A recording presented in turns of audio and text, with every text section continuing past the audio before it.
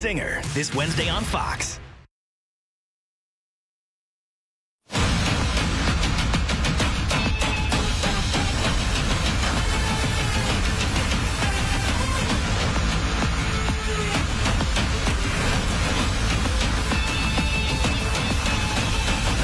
Welcome to the William Mattar Thursday Night Lights, live on MyTV Buffalo, presented by the Final Outlet. From Polian Family Field in Hamburg, New York, it's the law office of William Mattar's special edition of Thursday Night Lights, presented by the Vinyl Outlet. Tonight, a spot in the Monsignor Martin Athletic Association Division A Championship is on the line. The 2-5 St. Francis Red Raiders host the 3-4 Canisius Crusaders.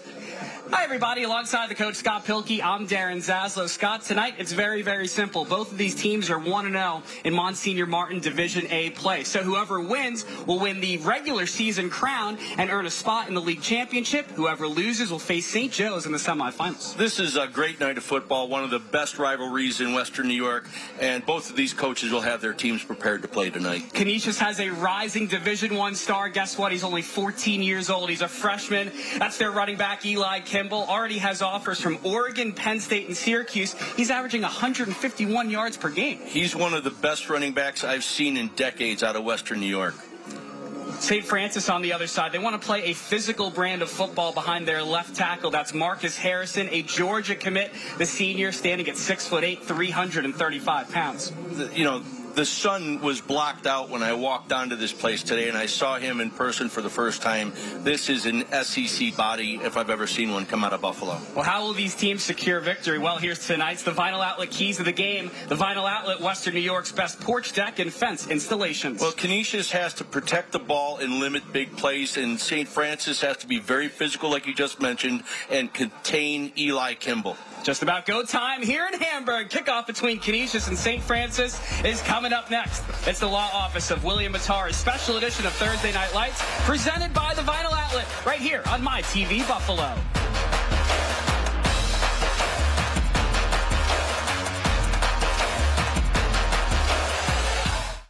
It's Kids Day with UB Football on Saturday, October 7th, when the Bulls take on Central Michigan at 2 p.m. Presented by Chick-fil-A on Walden Avenue.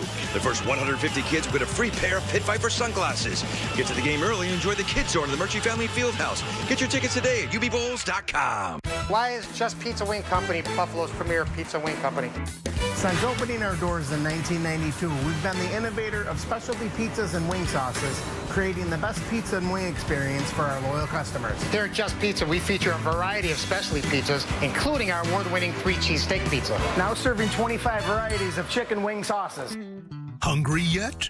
Don't just order pizza and wings tonight. Order from Just Pizza and Wing Company, Buffalo's premier pizza and wings. Dawson Knox for T-Mark, your home team. And cut.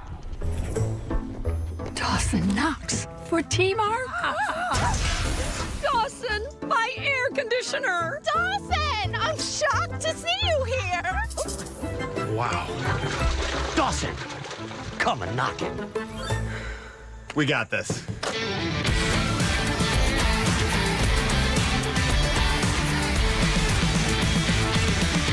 It's Kids Day with UB Football on Saturday, October 7th, when the Bulls take on Central Michigan at 2 p.m. Presented by Chick-fil-A on Walden Avenue. The first 150 kids will get a free pair of Pit Viper sunglasses. Get to the game early and enjoy the Kids Zone in the Murchie Family Fieldhouse. Get your tickets today at ubbowls.com. I was thinking we could bust out a little robotic rap. This is more than theoretical. It's for real, not hypothetical. One show will make your night comical, and the fun so astronomical. It's only logical. Big Bang Theory, watch it all the time. So robotic and a bit neurotic, part mechanical, totally hysterical. And just in case you forgot, You're in my spot. The Big Bang Theory. Weeknights on MyTV Buffalo. Go time here from Polian Family Field in Hamburg, New York. Canisius taking on St. Francis. There you're looking at Craig Kurzanski, Canisius' head coach, 157 wins. Scott, this is his second stint back at Canisius. Yeah, you know, he had a long, amazing career at Williamsville South, and he's just one of the best coaches I've ever been around. 5 seasons under his belt with the Crusaders as their Taking a look here at Jerry Smith, longest tenured head coach in the Monsignor Athletic Association. 35 years for Jerry Smith, 186 career wins for him. The best thing about Jerry is that Jerry's brought a lot of people through his program that have gone on to bigger and better things, as we'll talk about later tonight. We pray for your grace. National anthem just about ready to get rolling. Endurance to pursue our heavenly prize, eternal life in your Son. Amen. St. Francis.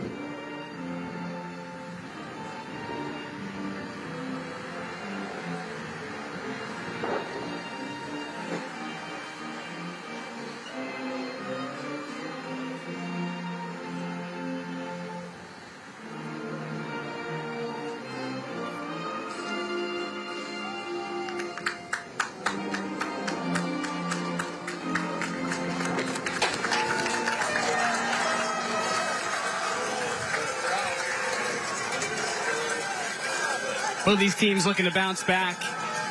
Ironically enough, after identical losses. Canisius last Friday lost to Lancaster 28-13. Crusaders, though, have won 3 of their last 4 after starting the season 0-3. And both of these teams facing fantastic competition this year. St. Francis also lost 28-13, this time last Saturday against Archbishop Hoban out of Akron, Ohio. St. Francis, their victories this year over Erie and St. Joe's. Scott, that's the one commonality, of course, of these two teams. They've both beaten St. Joe's, and lots of fans here tonight as well, looking forward to a great game. The student section ready to make some noise. We'll see what happens. As I said, this is one of the best rivalries in Western New York. So here we go. St. Francis, they're dressed in all black, the red numerals, the gold helmets. Not the San Francisco 49ers, but a clean look, if you will. And Canisius, they're donning the all whites, the white tops, the white pants, and the gold helmets as well. St. Francis going to get the football to start this game. Scott, we're in for a good one. Tempo always starts right after this kickoff. We'll see who's coming here to win it all tonight. Tonight's referees: Ken Eddings, Jeffrey Murphy, Bob Vogt, Mark Norton, and Augie Taboni.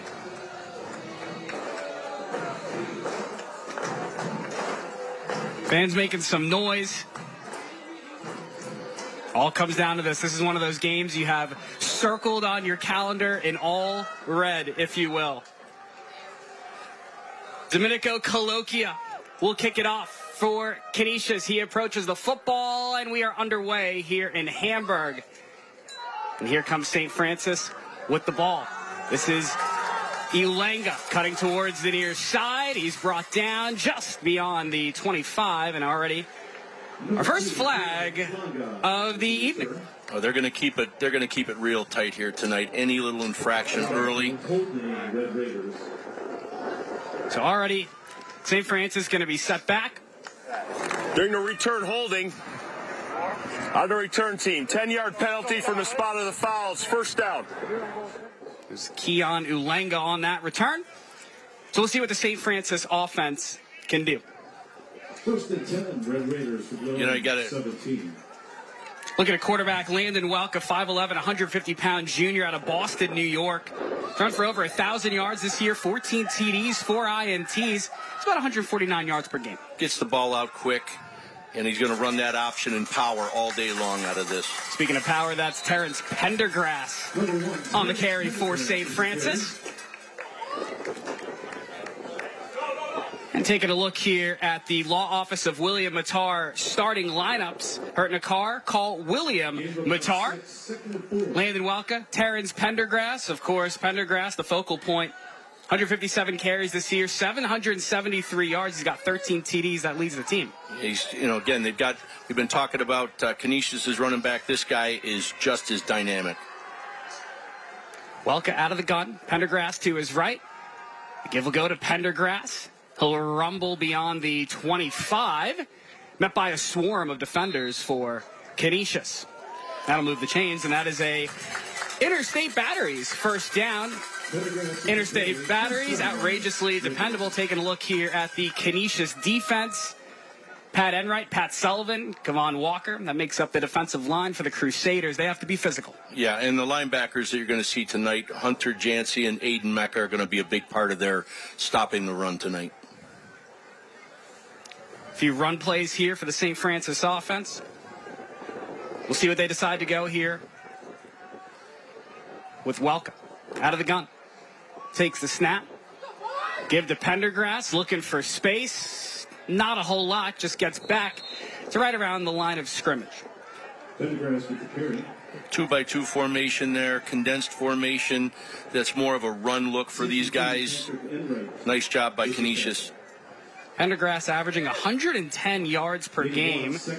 He has 5 100-plus yard games this year. He's averaging about 5 yards per carry, but earned third-team All-Western New York honors a year ago. Like we said, definitely the focal point of this offense, without a doubt. Yeah, their quarterback is a junior. He's got a great future ahead of him. Throwing the ball, he's a balanced type of kid, and that's exactly what Jerry Smith always goes for. Second down here for St. Francis. Welka firing deep downfield. Tumbling down is Jeremiah Neely, but the ball is errant and incomplete. Little overthrown, but good coverage and good pressure up front. The offensive line held fast, giving their quarterback time to throw that ball downfield. So it'll bring up a third and about 9 here for St. Francis. St. Francis this year finding a rhythm on offense, and we talked about limiting the turnovers. That's the big part of it. Yeah, running the balance, but you can't kill yourself with mistakes. Take what they give you. It's the standard stuff around here, and Jerry is one of the most professional guys you'll ever be around in preparing his kids. And like we mentioned, longest tenured coach in the history of the Monsignor Martin High School Athletic Association, 35 years, 186 career wins for Jerry Smith. And we have a timeout on the field by Canisius. Timeout, Crusaders. Still no score here, 9:37, opening quarter.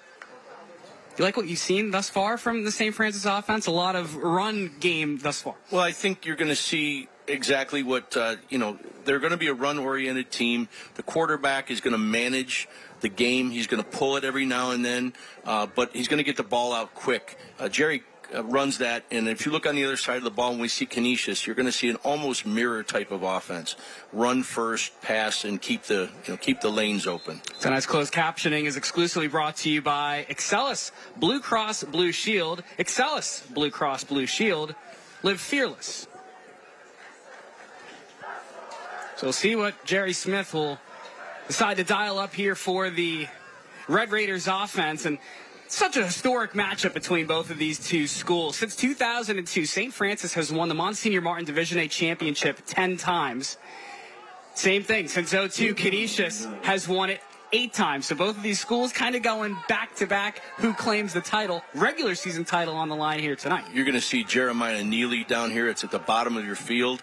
He's a big 6'3", 395-pounder, and that's what they were going to. You called it, Coach. Neely on the reception. He's rumbling into Crusader territory, and that's a first down for the Red Raiders. That's brought to you by Interstate Batteries. 17.9 yards per catch he's averaging this season. He gets open, comes out, and then he makes the rest with his big frame. Look at him. I mean, 4 guys to bring him down. That's a great play all around. 9 touchdowns on the year leads the Red Raiders. Welka, Pendergrass off the left side, has some room. He's churning towards the 40, and a flag thrown near midfield. Pendergrass with the carry. Little holding there. Holding Red Raiders. And that'll set the Red Raiders back with the hold. Negates a nice run for Terrence Pendergrass. Yeah, those are the kinds of things right after a big first down play and you come back and you're trying to establish your run game. 75 offense, 10 yards from the previous spot, still first down. That'll be on Ethan Farley, the 6'4", 277-pound senior. No shortage of horses on either side of this team right now. You're exactly right. It's going to be physical, that's for sure. So it'll bring up 1st and 20 here for the Red Raiders. From their 42, Pendergrass gets the call. Works towards the 45, brought down by a swarm of Canisius defenders. And Craig Krasansky said they're going to be using a mixture of that 3-4 and 4-2 defense today. That's what they just brought a Mike Blitz, trying to take away that A-gap run that they've been so successful with over this entire season. Amari Wallace on the stop for Canisius, 6'4", 215-pound junior out of Niagara Falls, New York. 8:35 and winding here in our opening quarter. No score between Canisius and St. Francis. Red Raiders been showing the shotgun look here throughout the majority of this opening drive. Welcome. Looking over the middle and just overshoots his intended receiver, Keegan Brunet. They've been bringing that left side linebacker blitz the last couple of series. They think they've got something there. They're getting some good pressure, but they've got to watch it because the outside wide receiver coming in, that's going to be a great little lane for them if they keep bringing that linebacker. A little overthrown, but young man's just got to find his feet. Nice little double move as well. So brings up 3rd and long here for St. Francis. Ball in their own 46.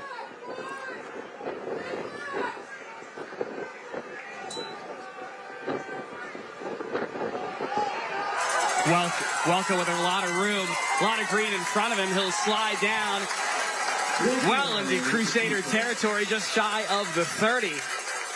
Welker showing off the left. Well, like we said, he's going to be able to hand the ball off. He's going to get the ball out quick, and then when he needs to, he's going to make it happen with his feet. He's done this all year, and is only a junior. He looks like he's going to be another future great for St. Francis. Here's 1st down. Give goes to Pendergrass. Pendergrass breaks a tackle. Pendergrass is gone. Touchdown, St. Francis. That's a Tim Hortons touchdown. TP with a TD. You know, really impressive first drive. They found their mojo here. Similar plays they've been trying to establish, adjusted their blocking scheme up front, and now they're starting to gash them with it. Great job by that offensive line. What a start for St. Francis. They've won the past 4 meetings with Canisius, and they strike first, courtesy of Terrence Pendergrass, his 14th touchdown of the season. Aiden Nardello on for the extra point. That kick is good. And St. Francis scores a TD on their opening drive. They lead 7-0 here on My TV Buffalo.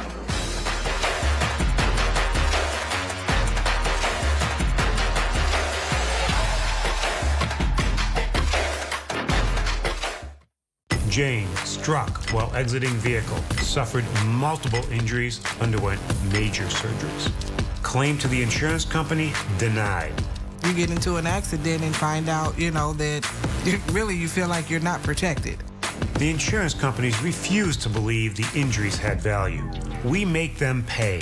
No wonder insurance companies hate us. No wonder clients love us.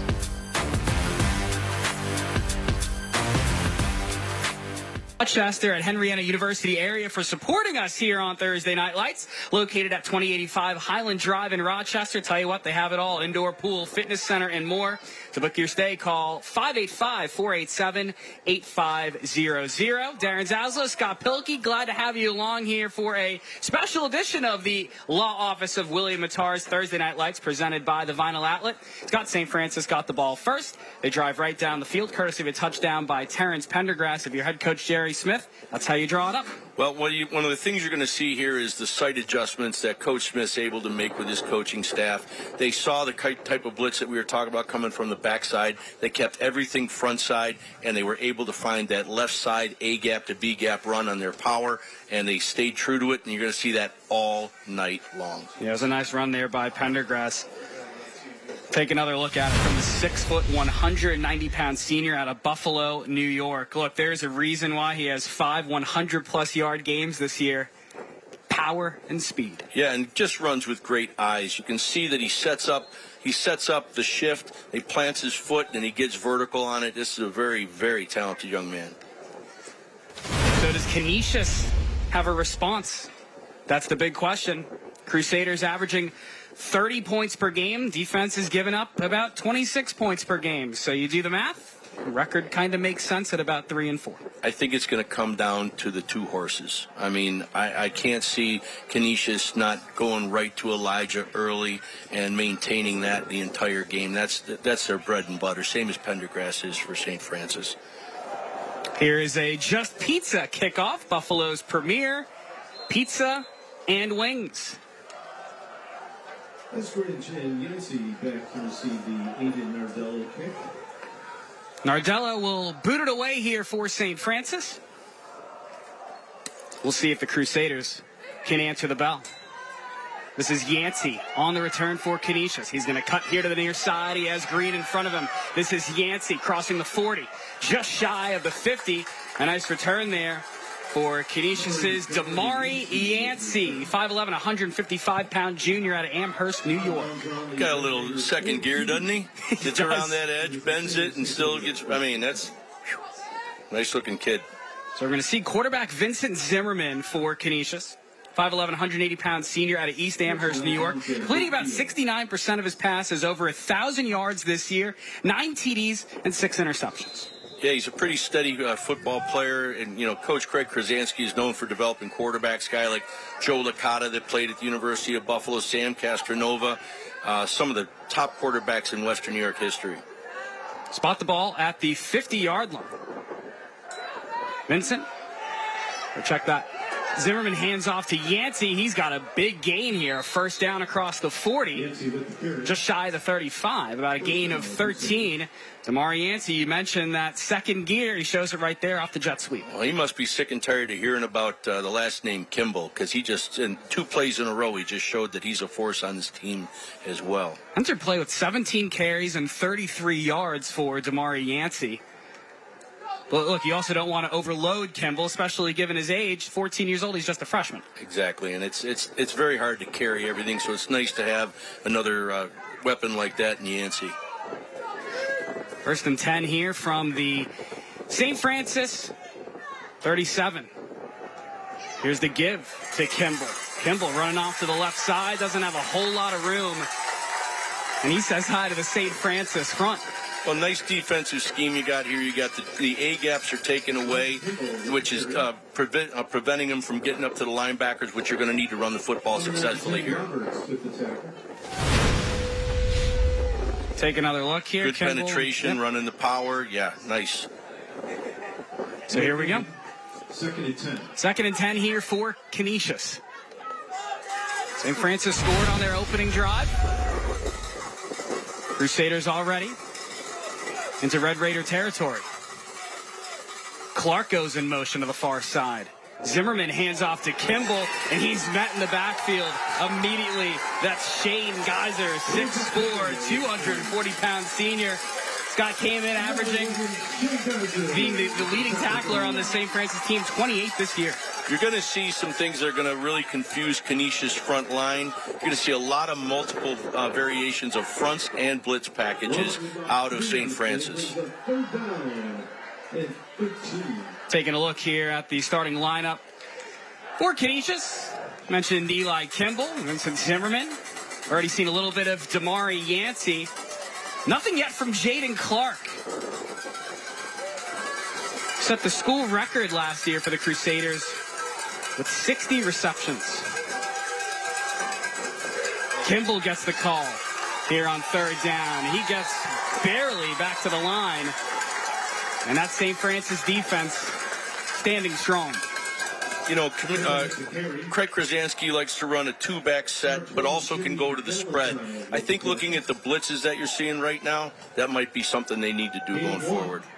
St. Francis defense, there you see it, the starters. It's again brought to you by the law office of William Mattar. 4th and 12 here for Canisius. Crusaders offense going to stay on the field, or will they decide to pooch punt? Which they've shown to do a few times. Clark back in motion. Zimmerman going to pooch it away. It's going to take a Crusader bounce inside the 15, roll towards the 10, and they'll mark it at the 9. But that's a win, Scott, for the St. Francis D. It really is. Right now you're taking a look at the schemes, and you're going to see some changes. The one thing you're going to see about these two coaches, this is a chess match, and they're going to make adjustments every series. So an impressive start here for St. Francis. They've played a very, very challenging schedule. And yes, St. Francis this year entering play at 2-5. Some of these losses to Benedictine out of Ohio, Chardon out of Ohio, Cathedral Prep in Erie. Then they lost 78-72. That was a 6 overtime loss on September the 15th to Catholic Memorial out of Massachusetts. Also, they lost to Archbishop Hoban. But talked to Jerry Smith after that, losing in 6 overtimes. Yeah, it's a bit of a gut punch. He said, look, you just got to move forward and keep playing. That's what they learned. Here's Pendergrass. Just beyond the 10, barely past the line of scrimmage. A lot of running for a mere 1-yard gain. Yeah, really great defensive front here. Forced the running back to bounce it outside to their help. Terrence Pendergrass getting a lot of attention here early on. Long this year, the rush for Pendergrass, 58 yards.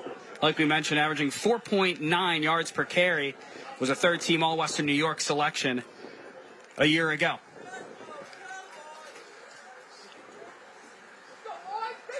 Welke out of the gun, Pendergrass to his left. Sent a man in motion.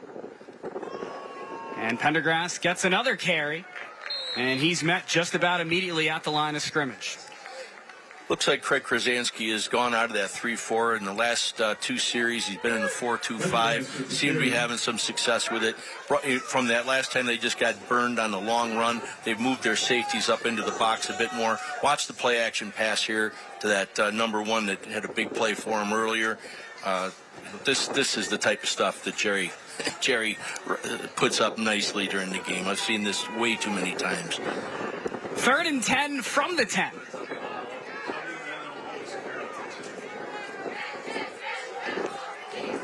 Welke has the snap, looks left, throws left. That ball is caught by Matt Zielinski, and it was knocked out just at the last second. Nice little wheel route try there, but it's all based off of what we saw earlier with number 1 as he's sitting there.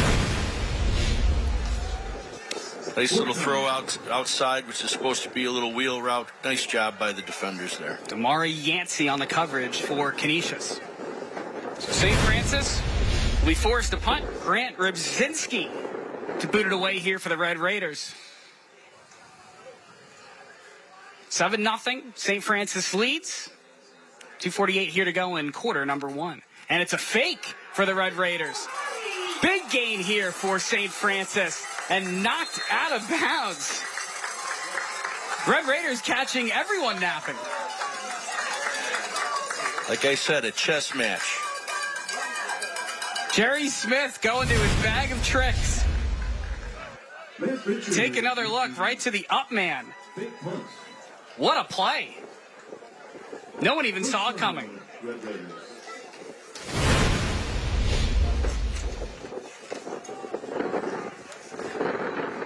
That was Matthew Richards, listed as a quarterback. It was a great little play. The blocking up front was excellent. Now, look, they're still alive, and that should have been a big win for Canisius there after coming back from such a long drive. It just may have been the biggest play of the game so far. Welke with the fake. He's going to tuck it, keep it himself. Runs out here to the near sideline and out of bounds. got some great wheels. He's got some double coverage, as you saw earlier, on those wide receivers. That's going to open up some lanes for him to get some run action here if he sees it, and pulls it down, takes it. Caught about a gain of 2. So it'll be second down and about 8 from the St. Francis 28.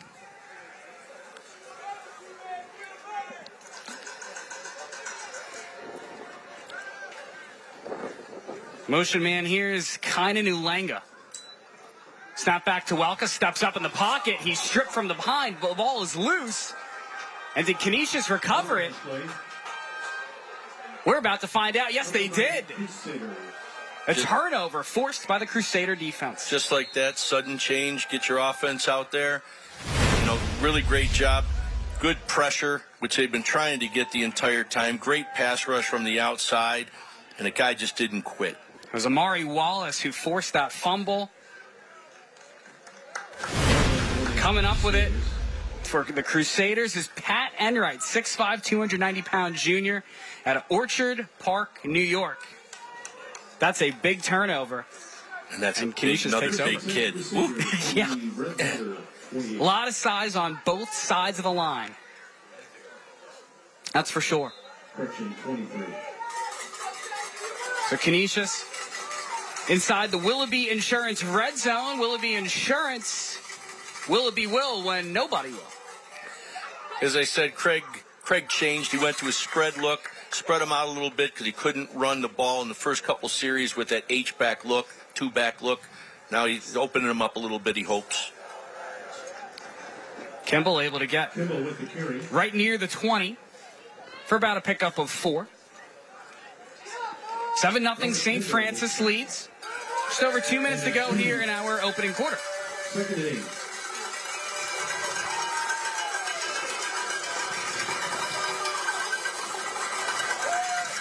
Zimmerman looking left side. That pass is caught by Clark.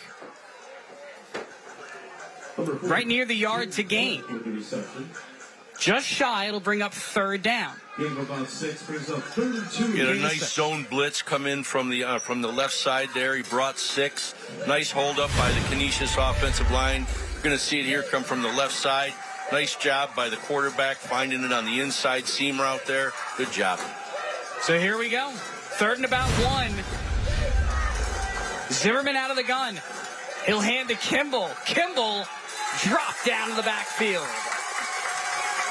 The St. Francis defense, Scott, is swarming here early on. They're really doing a great job. They're sticking true to they found their blitzes. This was the outside zone blitz for the outside linebacker coming in, and they just overwhelmed him at the point of attack. Yeah, they brought the heat, and you can see how quickly they were able to get through that line.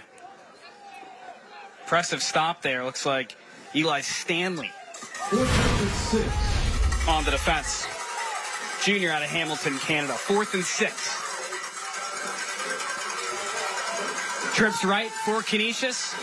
Yancey, the single receiver left. Zimmerman running out of time. He's brought down. That's a sack. Shane Geyser, his 3rd of the year. You're seeing the St. Francis defense shift, and it's really confusing the offensive scheme up front for Canisius. Illegal formation. Offense. That penalty is declined. It's first down. So turnover on downs. We'll send the ball back to St. Francis. Take a look here. Zimmerman, just not a whole lot of time, Scott. No, and again, the gentleman, that just made that sack was inside the offensive tackle and bounced to the outside, and that's really screwing with their abilities to step up and know exactly who they're supposed to be blocking. Great scheme by Jerry Smith. Nice job by Geyser there to quickly get into the backfield. In regard to regular season titles won, St. Francis has won the Monsignor Martin Division A regular season crown outright 6 times since 2002. Canisius has won it 10 times since 2002, including 6 years in a row as well. Another huge run here. Cross midfield. That's a beautiful H-back power. You watch the H-back come across, kick out the DN. Everybody works up to the linebacker and opens it up. Look at this. Beautiful job coming back across, bounces out the DN, and it's running room all day long. Great eyes this kid's running with. Terrence Pendergrass doing it all here for the Red Raiders. Already has their first touchdown of the game.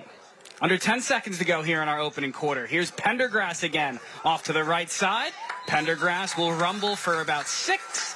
And that is how our opening quarter will end. We've seen it all. Offense, defense, the splash plays. But it's the Red Raiders of St. Francis who are out to an early 7-0 lead here on My TV Buffalo.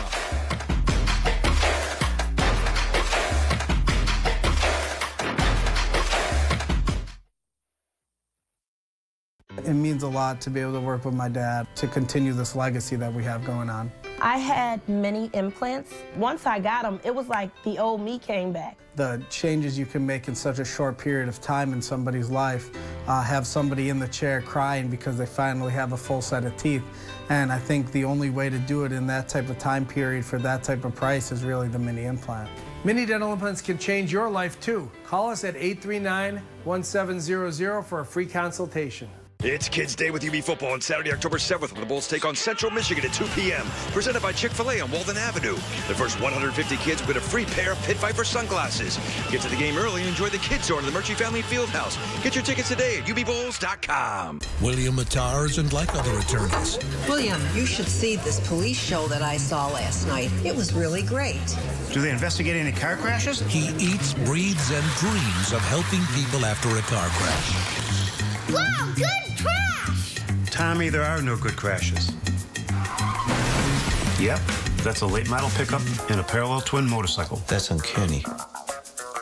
And his clients love the results. Hurt in a car? Call William Matar. It's Kids Day with UB Football on Saturday, October 7th, when the Bulls take on Central Michigan at 2 p.m. Presented by Chick-fil-A on Walden Avenue. The first 150 kids will get a free pair of Pit Viper sunglasses. Get to the game early and enjoy the Kids Zone in the Murchie Family Fieldhouse. Get your tickets today at ubbowls.com. I'm Jan Jeffcoat. Monday morning on the National Desk. When is mainstream media going to send their regrets for jumping on the Hamas false narratives over the hospital bombing? Our Washington insider calls them out Monday on the National Desk. America's News now, weekday mornings. Monday morning at 7 on Fox 29. The National Desk keeps you up to date on breaking news now. To manage that fire as it continues to spread. Every night at 10 on Fox 29. Stay tuned for the UB Bulls halftime show. UB Bulls Football Family Affordable Fund will showcase our Aesthetic Associates Center Scholar Athletes, presented by Dr. Todd Shacken. Participating school administrator interviews, Thursday Night Lights and Friday Night Rivals highlights from across the country, first half highlights, and more. 7-0 St. Francis. They're already into Canisius territory. And a tackle already in the backfield by the Crusaders. Kevon Walker, 6'5", 250-pound senior out of Buffalo, New York. Well, you can keep running the same formation up front with the same look of the tight end coming on, or the H-back coming across, but you got to keep it changed up a little bit with a little Q run every now and then. That's what they tried to do with not much success that play. Walker, 26 total tackles entering play, 6 TFLs and 2 sacks. That leads the team. He's already picked up offers from Division I St. Francis of Pennsylvania and D2 Gannon University. So 3rd and about 8 here. Give to Pendergrass. He finds a hole. He runs over a defender and picks up an Express Windows first down. Express Windows now installing windows as low as $329 within 5 to 6 weeks. There's that power again, but it's a different variation. This time, rather than bringing the H-back, they pulled the backside tackle and guard, and that's where and now, look, you just let this guy run at the second level where he's meeting bodies that he can run over. Great play. So to bring up a first down at the Canisius 29-yard line. Pendergrass came into play averaging 110 yards per game. He's got a feeling he's going to eclipse that mark here tonight with the way that he's running. He's got to be close right now. Welka throws to the right side. It's caught by Kainan Ulanga. He'll shake and bake up the sideline. And near a first down. Yeah, real poised throw. Just turn around, get the ball out to your playmakers, and let them take the ball upfield for you. Nice move there by Kainen Ulanga, 5'11", 180-pound senior out of Buffalo, New York. 10 receptions, 144 yards. That's the second best on the Red Raiders offense. Also has a couple of touchdowns entering play here tonight. Yeah, great feet, great awareness. 2nd and 1 at the Canisius 20 for the Red Raiders. Welka's going to look to the sideline. He gets the call. Snap back to Welka, give to Pendergrass. Makes a man miss. Takes it inside the 10-yard line. Nice run there by Terrence Pendergrass. You know, we're at only the second quarter, but you can already see that the bodies, the size difference is just starting to get pushed up front, and that means for a long night for Canisius if they can't hunker down here. It's another Express Windows first down. Red Raiders well into the Willoughby Insurance red zone. Pendergrass, 157 carries, entering play. Gets another one here, spinning, diving across the goal line, and in for a touchdown. That one brought to you by T-Mark Plumbing. Terrence Pendergrass, his second score of the night. I think that Terrence Pendergrass is probably sick and tired about hearing Elijah Kimball as well, because he's showing you right now there's only one running back on the field so far this evening, and it's that man right there. Now has 15 scores this year. It's been the Terrence Pendergrass show here tonight. Pick is up and good for the Red Raiders. It's 14-0. St. Francis in control. Just great. We'll be right back here on My TV Buffalo.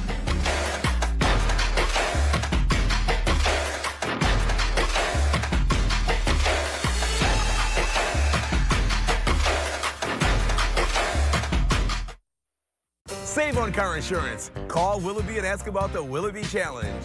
Challenge me to lower your monthly car insurance. With inflation so high, let Craig show you how to save. Hey, Ann, let's ride. Let Willoughby help you save so you can relax and drive stress-free. Helping people save in Buffalo. Helping people save in Niagara Falls. Helping people save everywhere. Take the Willoughby Challenge today and save money. Willoughby will when nobody will. Willoughby will when nobody will. Welcome back. Prior to the conclusion of tonight's game, we'll be selecting the law office of William Matar. Player of the game, hurt in a car, call William Matar. Got a pretty good idea as of right now who it may be, Scott. Well, you know, I'm expecting to see something like Jeremiah Neely in this thing as well with a great 1-2 punch. And their quarterback is managing the game very well in the first half here so far. Absolutely. Can Canisius answer the bell as we get ready here for another Just Pizza kickoff? Like we mentioned at the start of this game, whoever wins this matchup will be crowned the Monsignor Martin Division A regular season champion. They will also automatically earn a spot into the Monsignor Martin Division A championship game. The loser will take on St. Joe's. Both St. Francis and Canisius have already defeated St. Joe's this year. Yep, you know, it's always very competitive, but between these two right now, the level of football they're playing outside of the state is really honed what they're doing, and you can see this is a great battle here tonight. Very clean football game so far, well coached. So here we go. Onside kick. Ball loose, right near the 40. Who's got it? It looks like St. Francis has it off the Just Pizza kickoff. How do you like that? Jerry Smith going back into his bag of tricks yet again. Well, you know, we've talked about offense and defense tonight, but clearly for St. Francis to provide this win so far, there's been two very big special teams play. The fake punt on a 4th down and now the onside kick.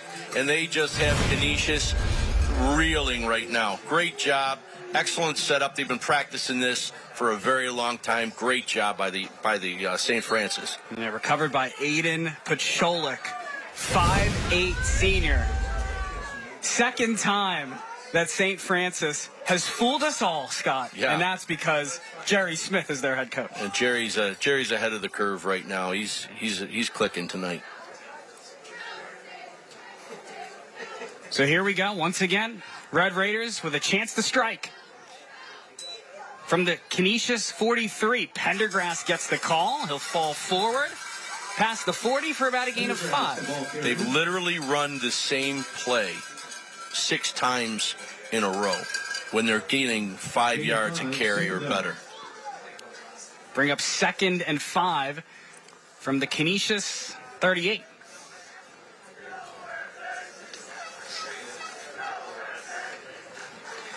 Coach Jerry Smith telling me before this one, look, his team is multi-dimensional offensively. They can throw, they can run, and that keeps defenses guessing. Yeah, you've got some weapons on the outside, and Pendergrass is just going to keep everybody true to their gaps.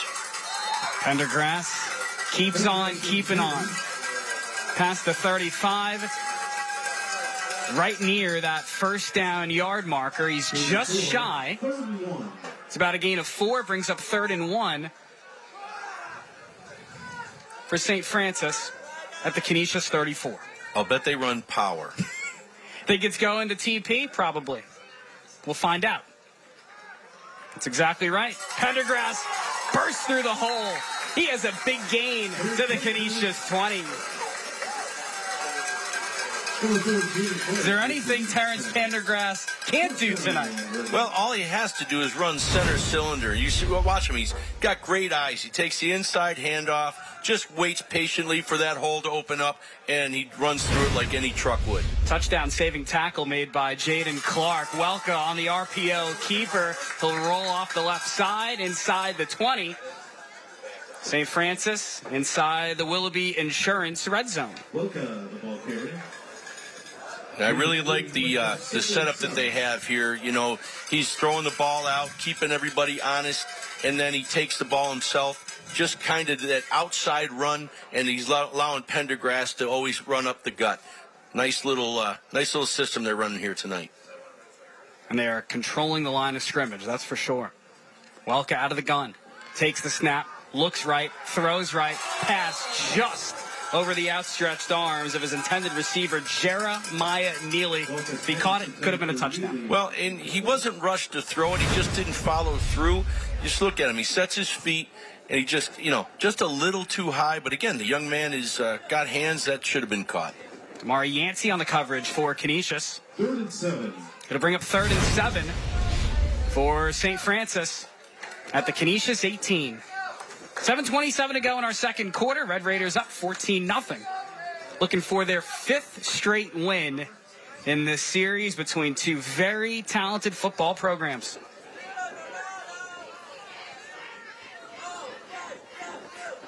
Twins right, single receiver left for Welka. Welka steps up in the pocket. He throws left. That ball is caught by Damone Allen inside the 10. And that is a Express Windows first down. Great poise. He steps up even under pressure. He gets the ball out for a significant first down. Keeps this drive alive. Look at him. The young man steps up, feels it, and still has the wherewithal to get the ball out to his guy. Nice job. Allen entering play with 5 catches for 99 yards as a 5'8 junior out of Buffalo. First and goal at the 6. St. Francis at the 6 of Canisius. Head coach Jerry Smith wants to talk about it. Obviously, they're establishing the ground game well, Scott, but even when they're passing, the ground game is opening up the passing. Yeah, what you're going to see here is on downs where they're typically throwing, you're going to see some of these, the power is setting up where you're not getting the pass rush because they never know when the tight end's going to be coming back and kicking out the DN. It allows for Jerry to do pretty much what he wants to. They had some nice pressure on him, but the quarterback, like I said, had a little wherewithal, stepped up in the pocket and made something happen. St. Francis will look to extend their lead when we come back right here on My TV Buffalo. Red Raiders up 14-0.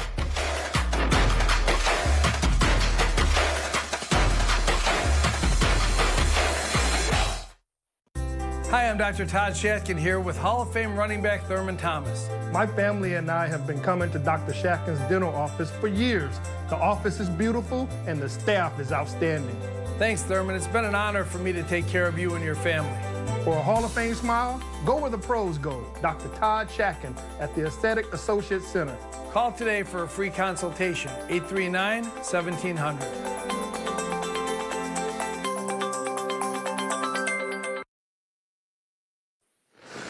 Stay tuned for the UB Bowls halftime show. UB Bowls football, family, affordable fun will showcase our Aesthetic Associates Center Scholar Athletes presented by Dr. Todd Shacken. Participating school administrator interviews, Thursday Night Lights, and Friday Night Rivals highlights from across the country.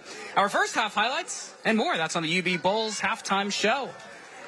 Darren Zazo, Scott Pilkey, glad to have you along here from Pulliam Family Field on the campus of St. Francis High School. Red Raiders looking to extend this 14-0 lead. 6:56 to go in our second quarter. The Red Raiders at the Canisius 6.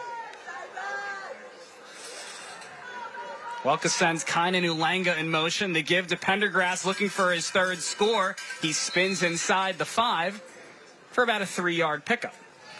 Yeah, you know, when you're getting down here, the thing that you're seeing is you're going to have a run-pass option here because they're putting the guy in motion to see if you've got zone or man coverage, and that was based off of the read. That was an RPO.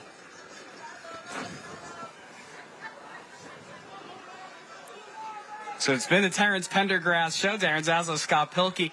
Look, the ground game has really been opening up the passing game for head coach Jerry Smith and his Red Raider offense. Yeah, and I think the most dominant part of this is time of possession. I mean, they've just dominated in both quarters. Another give here for Pendergrass. It's too easy. It's a hat trick for TP. Another touchdown that's brought to you by T-Mark Plumbing. It's 20-0 St. Francis. As we just talked about, the time of possession is what is killing Canisius right now, because you can't allow the size of the offensive line that St. Francis has, one guy going to Georgia for God's sakes, and expect for your defensive line to hold up. It's just not working out that way so far. The way that head coach Jerry Smith described Terrence Pendergrass to me, 2 words, big RB. That's it. And I'll tell you what, he's been big here tonight. Extra point is no good, so it'll stay 20-0 St. Francis. Another thing that Smith mentioned to me is just how much the defense has been improving. And I don't want that to get lost here because St. Francis is currently pitching a shutout right now. He was telling me just about the improvements he's seen. Ethan Metro, Connor Miller, Brady Greeno, Shane Geiser, they've all improved in their tackling. Kainan Ulanga at strong safety's been really good. It's been both sides of the ball, the dominance here tonight by the Red Raiders. Well, in order for Craig Krasansky to get control of this game, his people that are upstairs have got to see if there's any patterns in the type of blitzes that Jerry's been bringing so far tonight, because they've been very successful. And the line shifts are confusing the offensive line up front for Canisius. So they've got to do something where they can start to control the tempo of the game, get their players in it, and get their quarterback popping here a little bit. But it's important for them to own the clock for the remainder of the quarter, to be honest with you. They got to give their defense a little, but they got two-way players here too. So it's been quite a challenge for Krasinski tonight. And a shout out to the St. Francis offensive line here. Marcus Harrison, Michael Harris, Felix Cedeno, Romeo Valley, Timothy McCann. Can we give those guys a shout out? They're paving the way. Clearly. 20-0. Red Raiders flexing their dominance here tonight. Pooch punt taken here by Canisius. And going to the outside, not finding a whole lot of room is Daryl Smith. Probably lost a couple yards on that one, actually. Right near the 30. So, does Canisius have an answer? Scott, what's been the reason the Crusaders' offense has been out of rhythm? Again, I think it's the shift and the blitz packages that Jerry's been putting together, and they've been delivering. They've been hitting right on spot. Now, the only way to get outside of it is to start rolling your pocket, rolling away from the blitz who's been coming from your left side, and see if you can get anything over here to your right side and any quick outs.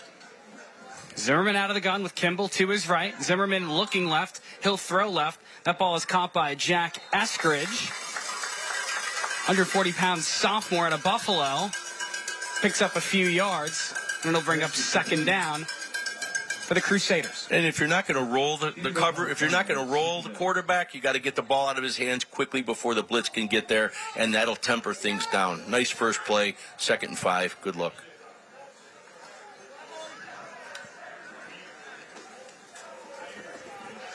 So see if Canisius can find some form of an offensive rhythm here.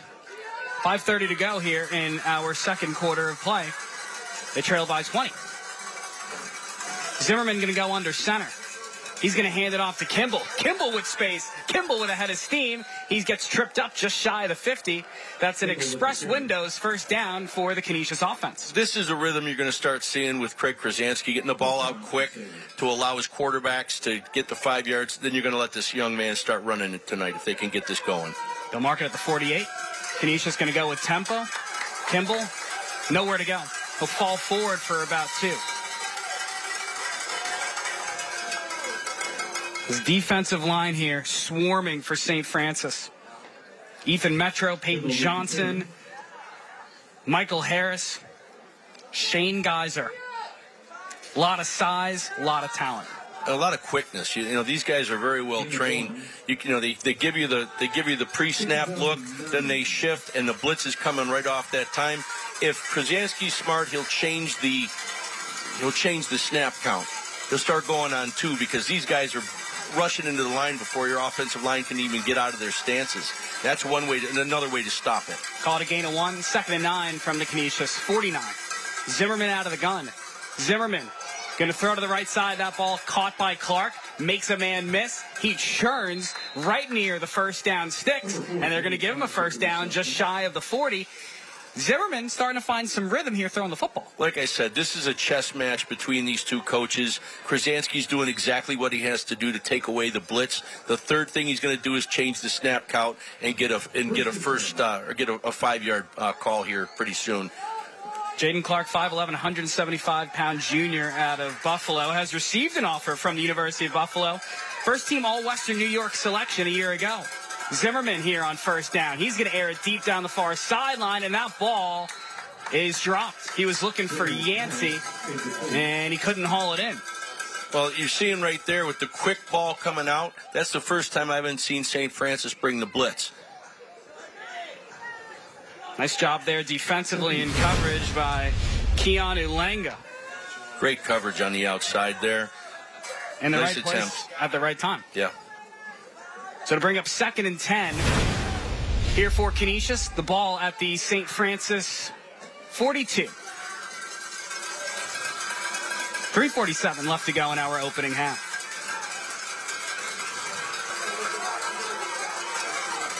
Zimmerman sends Dean in motion. Give to Kimball.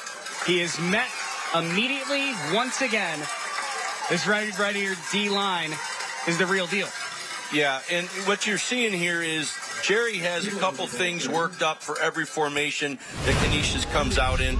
You're going to see some great pressure here coming off the top with the D-end. He breaks down. That's just a great job. The quarterback could have carried out his fake a little bit more to hold the D-end a little bit longer, but that was just a great defense by St. Francis.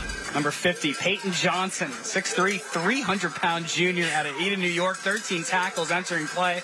Just coming in to finish the job. What they feed these guys up here. 3rd and 10, Zimmerman back to pass, looking over the middle. He has Clark for another express windows first down. This time, it's Clark deep.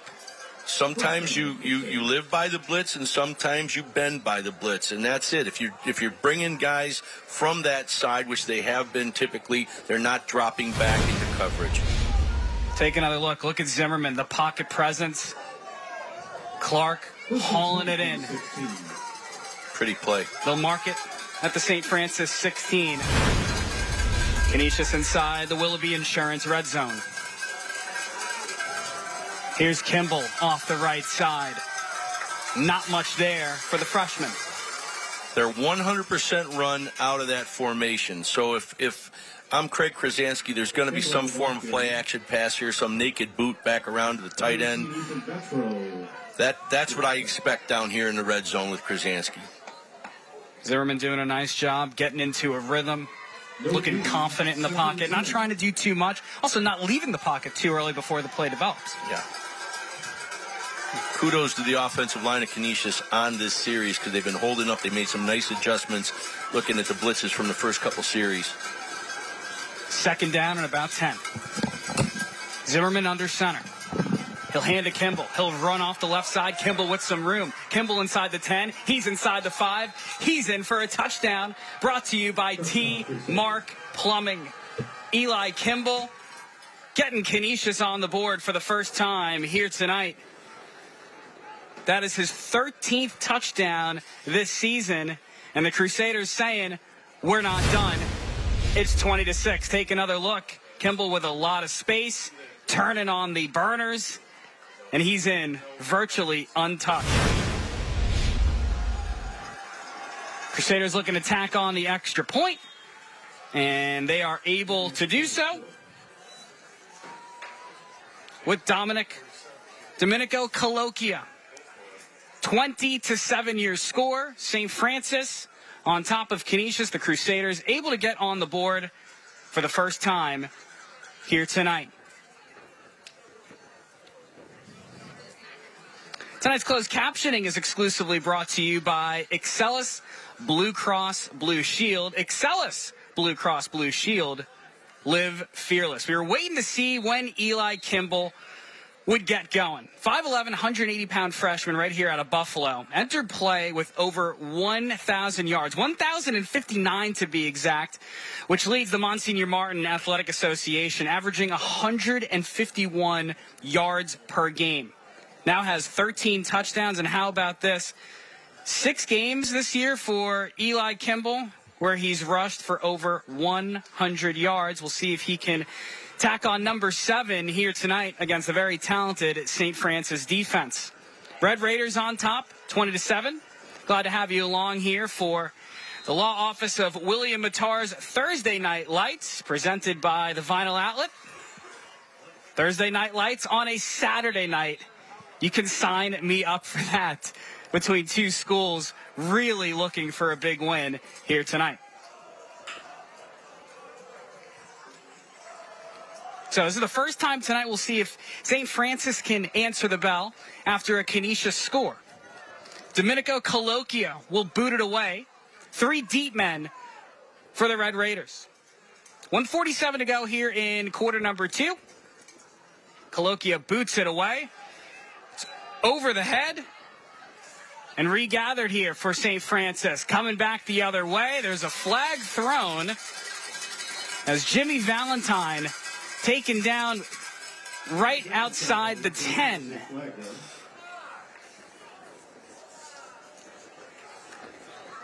So we'll see what the flag is all about as we get ready to hear from Ken Eddings. Timeout for injury. An injured player on the field as well here for Canisius. We talked a whole lot about St. Francis head coach Jerry Smith, of course, in his 35th year, longest tenured coach in the Monsignor Martin Athletic Association. How about this? Can we talk about his son as well? His son is Chris Smith, who is the current assistant offensive line coach for the New York Giants. Smith played here at St. Francis, of course, for his dad, then went on to play 4 years at the center position at Holy Cross. On the return team, half the distance to the goal, it's first down. Number 3. So that's going to set the St. Francis offense here up in the second quarter. But like we were talking about with Smith, very, very strong relationship, of course, between Chris and his father, Jerry, current assistant offensive line coach for the New York Giants. They were both able to meet up last Sunday for Sunday night football when the Bills hosted the New York Giants, as well as Giants head coach Brian Dable, who played for Jerry Smith here at St. Francis. A lot of alums for the Red Raiders when it comes to the football world and football administration, and we are going to talk about that more during the UB Bowls halftime show. You are not going to want to miss it. Welka out of the gun. He's going to hand off to Pendergrass. He makes a man miss, and he'll take it up to about the 10-yard line. 1:30 to go here in our second quarter.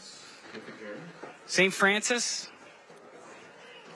here on So a 13-point lead. Pendergrass, a little gimpy getting off the field. And we'll see what that's all about. Welke out of the gun. He's going to hand off to Valentine. And again, Valentine, not a whole lot of room as he gets back to the line of scrimmage. And we've got a timeout on the field, 20-7. St. Francis in front here, 1:06 to go in our second quarter of play. Like we mentioned, Canisius entering play at this one, 3-4 overall. They're 1-0 in league play. St. Francis 2-5 on the year, 1-0 in Monsignor Martin Division A play.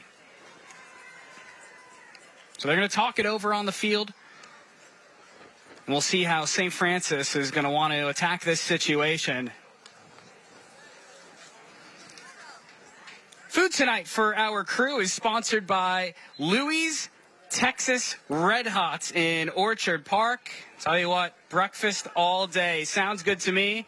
Give them a call, 716-648-6200. Thanks so much to Louie's Texas Red Hots, our food sponsor for this evening's contest. Man who's been eating a lot today has been Terrence Pendergrass, who was just shaken up on the field. So here we go, 3rd and long. Welke back to pass. He's going to look deep over the middle. He was looking for Neely, but he was unable to haul it in. So the Crusaders defense able to get a nice stop here. And that'll bring up 4th down. So St. Francis, you would assume, will punt the football, but here tonight, it's been the Jerry Smith trick show. We've seen multiple trick plays on special teams, a surprise onside kick. We saw a fake punt run. We've seen it all here tonight from Coach Smith. So will St. Francis actually kick it away this time? We're about to find out with Grant Rybczynski.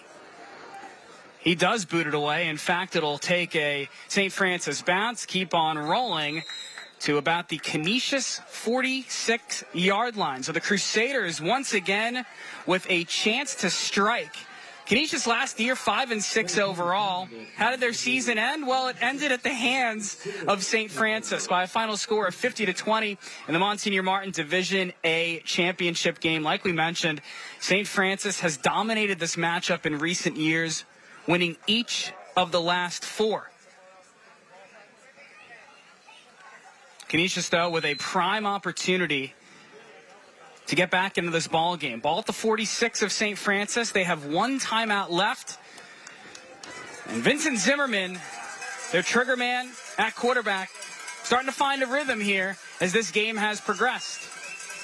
Zimmerman going to send Jaden Clark in motion. Snap back to Zimmerman. He's going to throw to the left side. That ball caught by Dean at the 40. And he'll be ripped down after a gain of 6. Canisius going to use that 3rd and final timeout, so they have none left. Smart play by the head coach, Craig Kurzanski. Stops the clock with 44 seconds, and the Crusaders down by 13.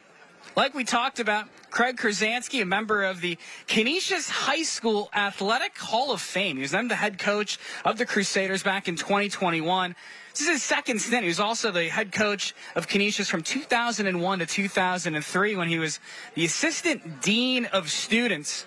He was inducted into the Canisius Hall of Fame in 2002, was a all-Western New York first-team center, and was a star baseball player. Played college football for a couple years at Johns Hopkins and St. Lawrence University, and was named the Coach of the Year 7 times in his career.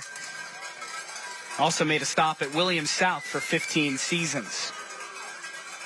Battle 2 of the best coaches here in Western New York as well, Smith and Kurzanski. Here we go, 2nd and about 4. Zimmerman pressured. Ball batted down near the first down sticks.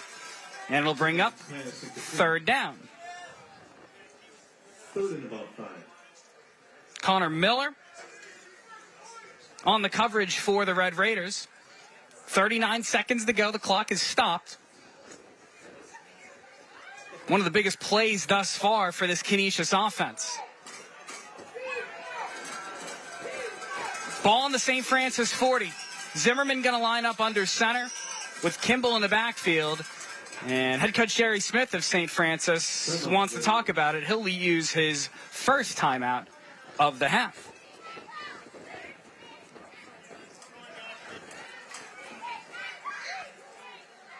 Talked about earlier how this St. Francis Red Raiders defense has been really, really improving. And he told me, they're multiple on defense. Obviously, they've shown a few different looks here tonight.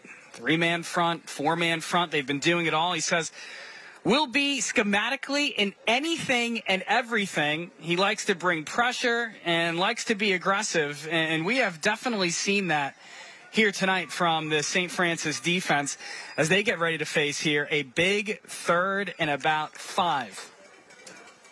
20-7, Red Raiders on top of Canisius. 39 seconds to go here in our second quarter of play here on the law office of William Mattar's Thursday Night Lights, presented by the Vinyl Outlet here on My TV Buffalo.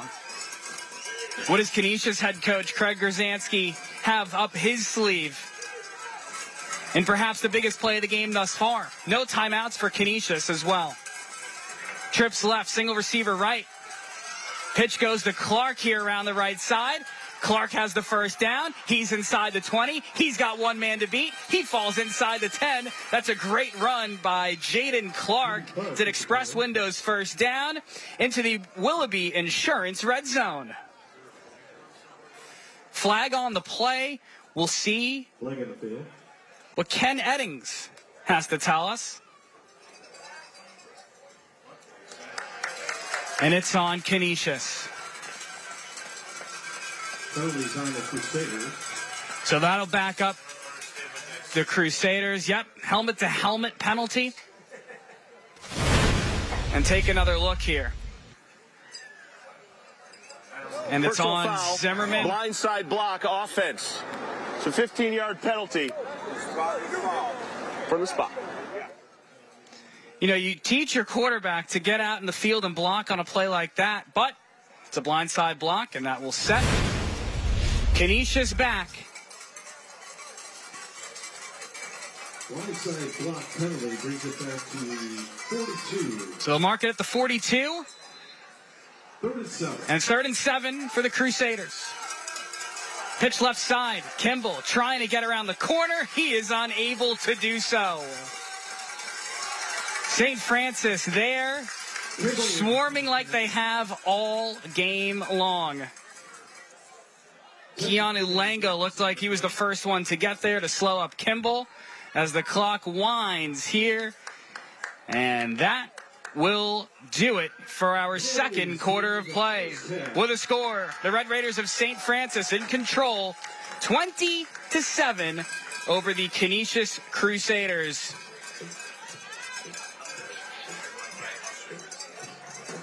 Our own Scott Pilkey getting ready on the sideline to talk to St. Francis head coach Jerry Smith about what he saw in the first half.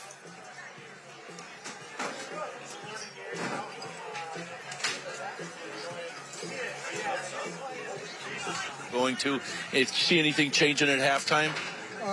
No, we just have to stop shooting ourselves in the foot with giving them some couple big plays here and penalties untimely. So as long as we just still stay aggressive and play hard. Coach, have a great second half adjustments. I know you're going to make them. Great job so far tonight. Have a good one, Coach. Back up to you. Thanks a lot, Scott. Once again, your score at our halftime break. It's St. Francis on top of Canisius, 20-7. Coming up is the UB Bulls football halftime show right here on My TV Buffalo.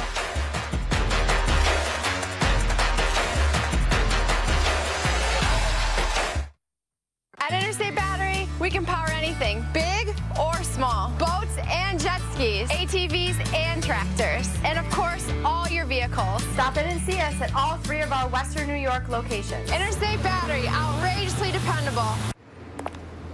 You've had a few too many drinks to be driving. You hop into that rideshare car, trusting that you're in safe hands. Then you find yourself sitting there helplessly as the driver gets into a car crash. Who's responsible for your injuries? Let the attorneys at Salino Law sort it all out for you. Injured in a rideshare accident? Call Salino. We get you paid. Car crash, call Salino. Rick Masters, here we are again asking our builders to create something beautiful and then destroying it. Thursdays, Lego Masters is back with a colossal new season. That is huge. And all the drama you can handle. Oh, get out of here. We have a problem. It's literally sink or swim. Please float, please float, please float. We got a minifig down. Lego Masters, Thursdays at 9/8 Central on Fox. At Interstate Battery, we can power anything, big or small. Golf carts, campers, and RVs, and all of your vehicles. Stop in and see us at all 3 of our Western New York locations. Interstate Battery, outrageously dependable. The many philosophies of Barry Goldberg, a painter of words. Psst. Hey, dummy. You looked, but seriously, I need your help and advice. A master of emotions. You suck, Mr. Rubik. Oh, I get the appeal now. Innovator. More curls, more girls. Whoa, he's right. Ahead of his time. No, it got shut down. Sir Isaac Newton when he invented the apple. Barry Goldberg, hidden genius. The Goldbergs. Weeknights on My TV Buffalo.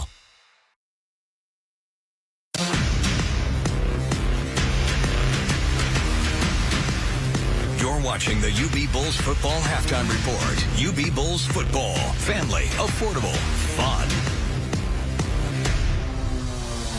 Welcome to the UB Bulls halftime show here at St. Francis High School. The Red Raiders on top of Canisius 20-7. Each week, participating high schools on our Thursday Night Lights schedule highlight one scholar athlete making an impact in the classroom and on the field.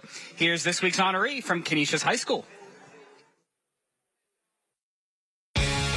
Dr. Todd Shapkin from the Aesthetic Associates Center is proud to present Thursday Night Lights Aesthetic Associates Scholar Athlete of the Week. With a 4.0 GPA, Patrick Sullivan is the Scholar Athlete for Canisius High. Patrick's athletic achievements include being named to the 2023 All-Catholic team and being a team captain for football and squash. Patrick is a National Honor Society member, and his community involvement includes volunteering at St. Luke's Mission of Mercy. This All-Star is now entered for a $5,000 scholarship at the end of the season. Congratulations to the Aesthetic Associates Scholar Athlete of the Week. So once again, congratulations to our Scholar Athlete of the Week. St. Francis on top of Canisius 20-7 here on the UB Bulls halftime show.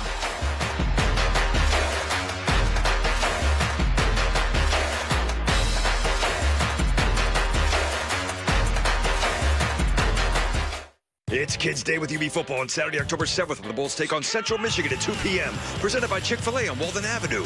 The first 150 kids will get a free pair of Pit Viper sunglasses. Get to the game early and enjoy the kids' zone in the Murchie Family Fieldhouse. Get your tickets today at ubbulls.com. So you're going about 60. Is that about right? Okay. And the airbags deployed? As head of the state's largest motor vehicle accident firm, William Matar is always seeking to gain new insight from car crash experts to keep him at the top of his game. And the neck is still sore? Who ordered the Exoreezy? You single? Save big and sleep better with the right mattress for you from Raymore & Flanigan. Get matched with top brands from our huge selection like Tempur-Pedic, Purple, and more. Save up to $400 off Purple, 33% off Nectar, or a $200 MasterCard reward card when you purchase a Tempur-Pedic. Or get the bed of your dreams for as little as $15 per month with no interest. Our mattresses are in stock and ready for free delivery tomorrow. Start getting your best rest tomorrow night, only from Raymore & Flanigan. With Independent Health, you get a variety of plan options to meet your unique needs and budget, like our new $10 PPO plan with an expanded national network outside of Western New York, or one of our $0 plan options. Plus, our Medicare plans come with up to $2,000 in comprehensive dental coverage. And we're Western New York's only health plan to achieve 5 stars on all Medicare Advantage plans. Don't miss out on everything Independent Health has to offer. Talk with a red shirt today. It's Kids Day with UB Football on Saturday, October 7th, when the Bulls take on Central Michigan at 2 p.m. Presented by Chick-fil-A on Walden Avenue. The first 150 kids will get a free pair of Pit Viper sunglasses. Get to the game early and enjoy the kids' zone in the Murchie Family Fieldhouse. Get your tickets today at ubbulls.com.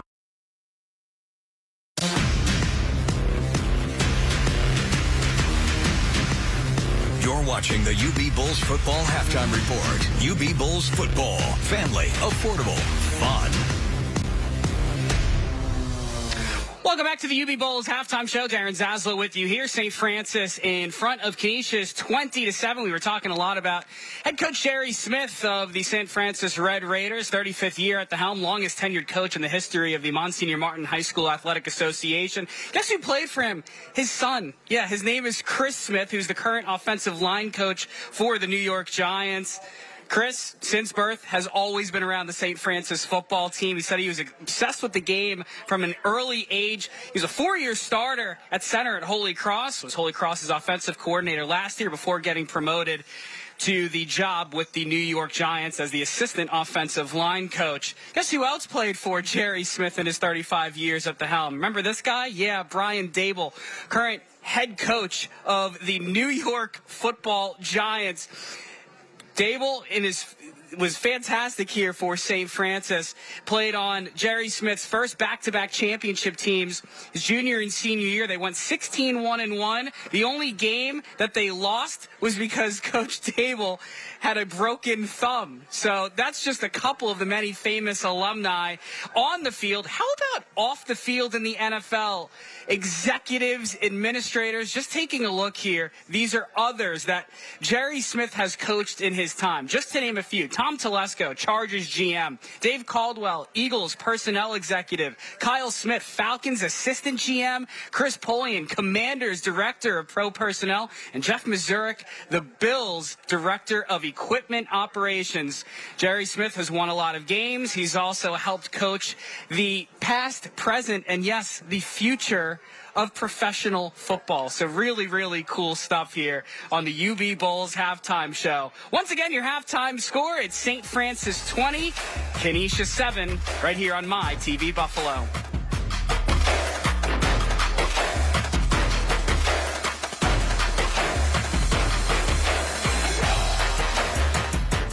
At Express Windows, you can get high-quality vinyl double-hung windows starting at only $329. And for a limited time, buy 3, get 1 free on energy-efficient triple-pane windows. Express Windows. Fast, easy, affordable.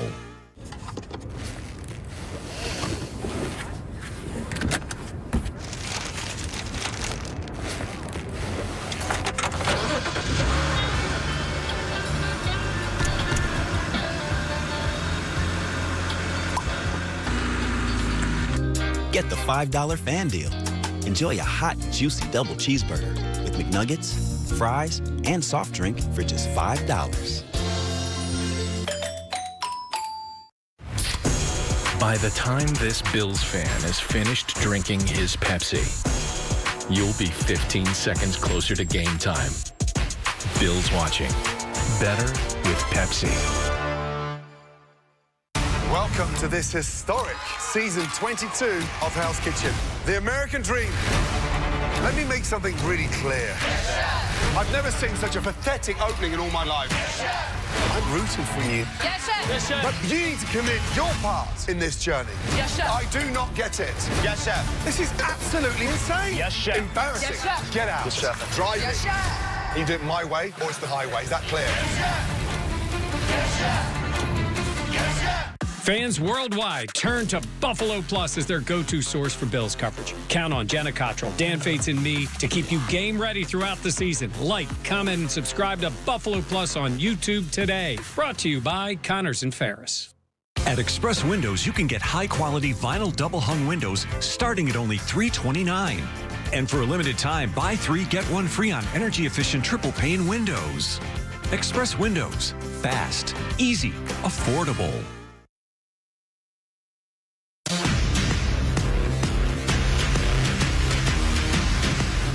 You're watching the UB Bulls Football Halftime Report. UB Bulls Football. Family. Affordable. Fun.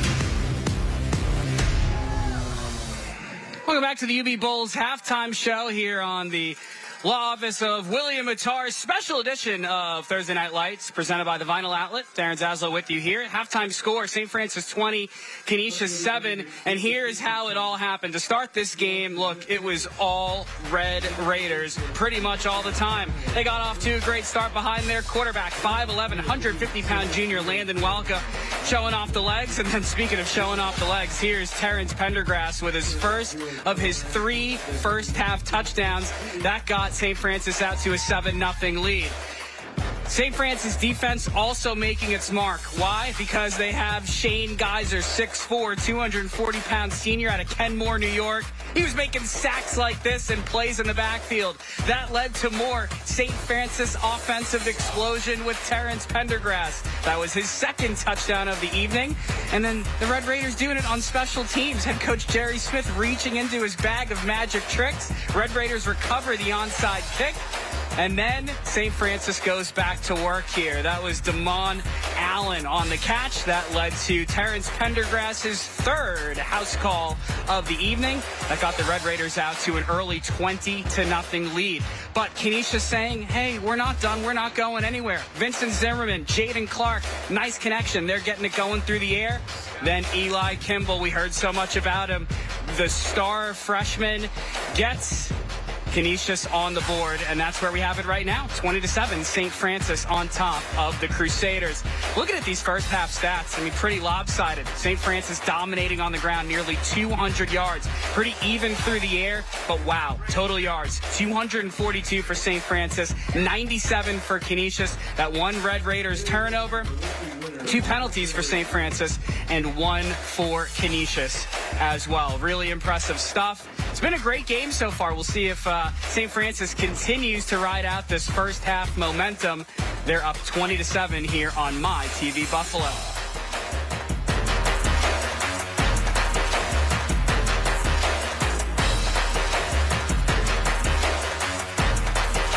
On his thoughts on the first half. We're down here with Coach Krasinski. Coach, what adjustments did you make in the first half? We're trying to get the ball out quicker. We're trying to shore up our protections in the passing game, but we have to be able to run the ball back to the weak side a little bit better. They're putting 1+ to our strength, which we see that. So we got to try to get back to the weak side of the field and some misdirection stuff. It's exactly what we were talking about upstairs, the type of coaches you guys are. It's going to be a chess match the rest of the game. Good luck the rest of the way, Coach. Good luck to you, and back up to you guys. Thanks a lot, Scott. 20-7, your halftime score. The Red Raiders of St. Francis out in front of Canisius by 13. Second half kickoff coming up right here on the UB Bowls halftime show.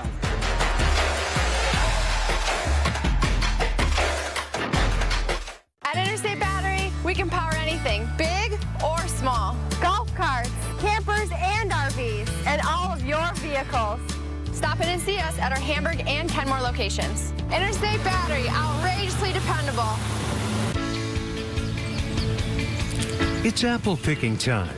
When was the last time you bit into an apple? With affordable Shatkin Mini Dental Implants, you can. Stabilize your dentures and replace missing teeth in as little as 1 visit. You can be you again, only better.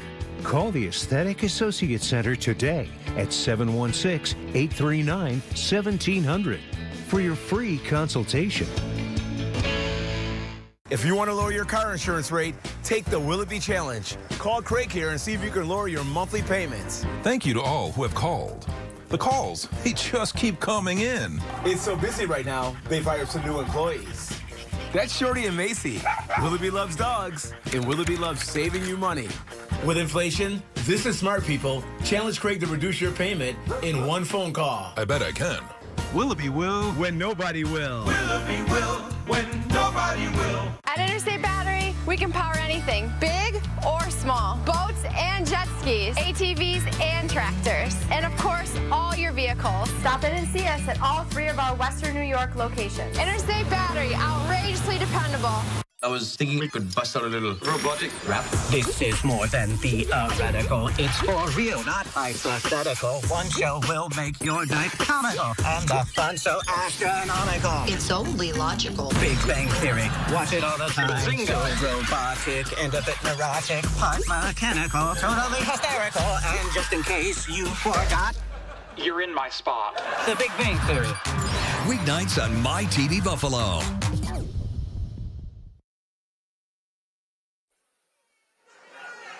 Welcome back here from Polian Family Field. Darren Zaslow and the coach Scott Pilkey. Glad to have you along. St. Francis in front of Canisius 20-7. Canisius will get the ball to start the second half. And we saw St. Francis get out to an early lead, 20-0 in the second quarter. But Canisius able to find a rhythm offensively through the air. That led to the Eli Kimball touchdown. And that gets us to our score right now, 20-7 in favor of the Red Raiders as we get ready for a Just Pizza kickoff. Just Pizza kickoff. Buffalo's premier pizza and wings.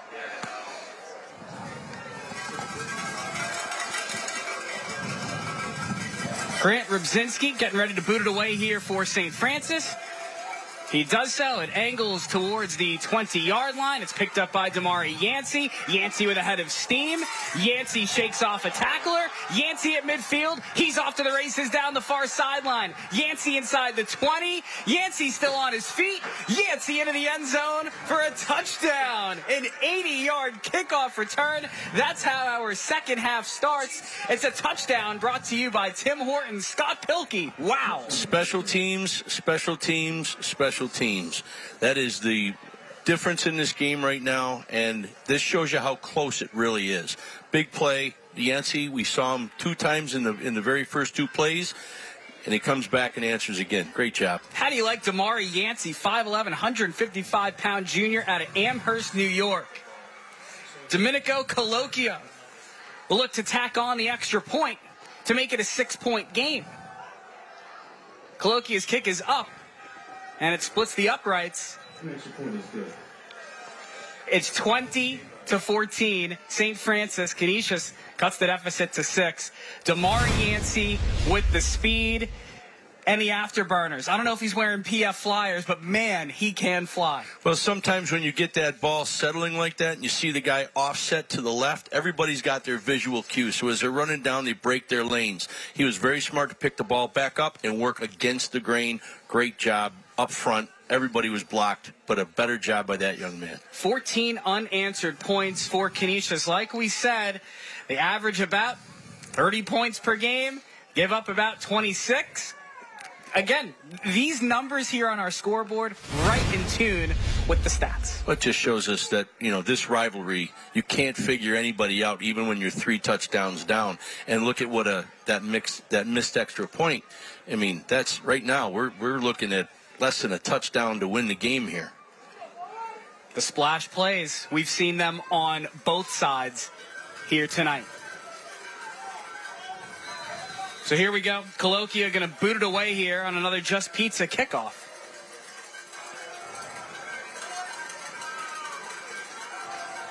Now we're about to see a big drive here from St. Francis.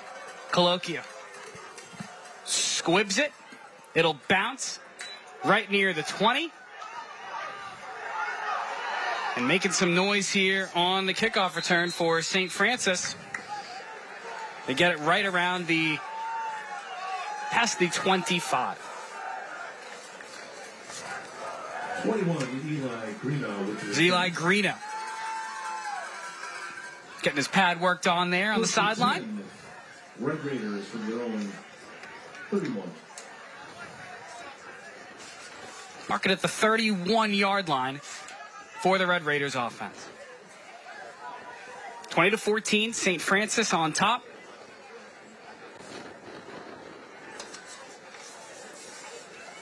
It's going to be key for St. Francis to own the clock like they did in the first half and keep working downfield. Don't panic.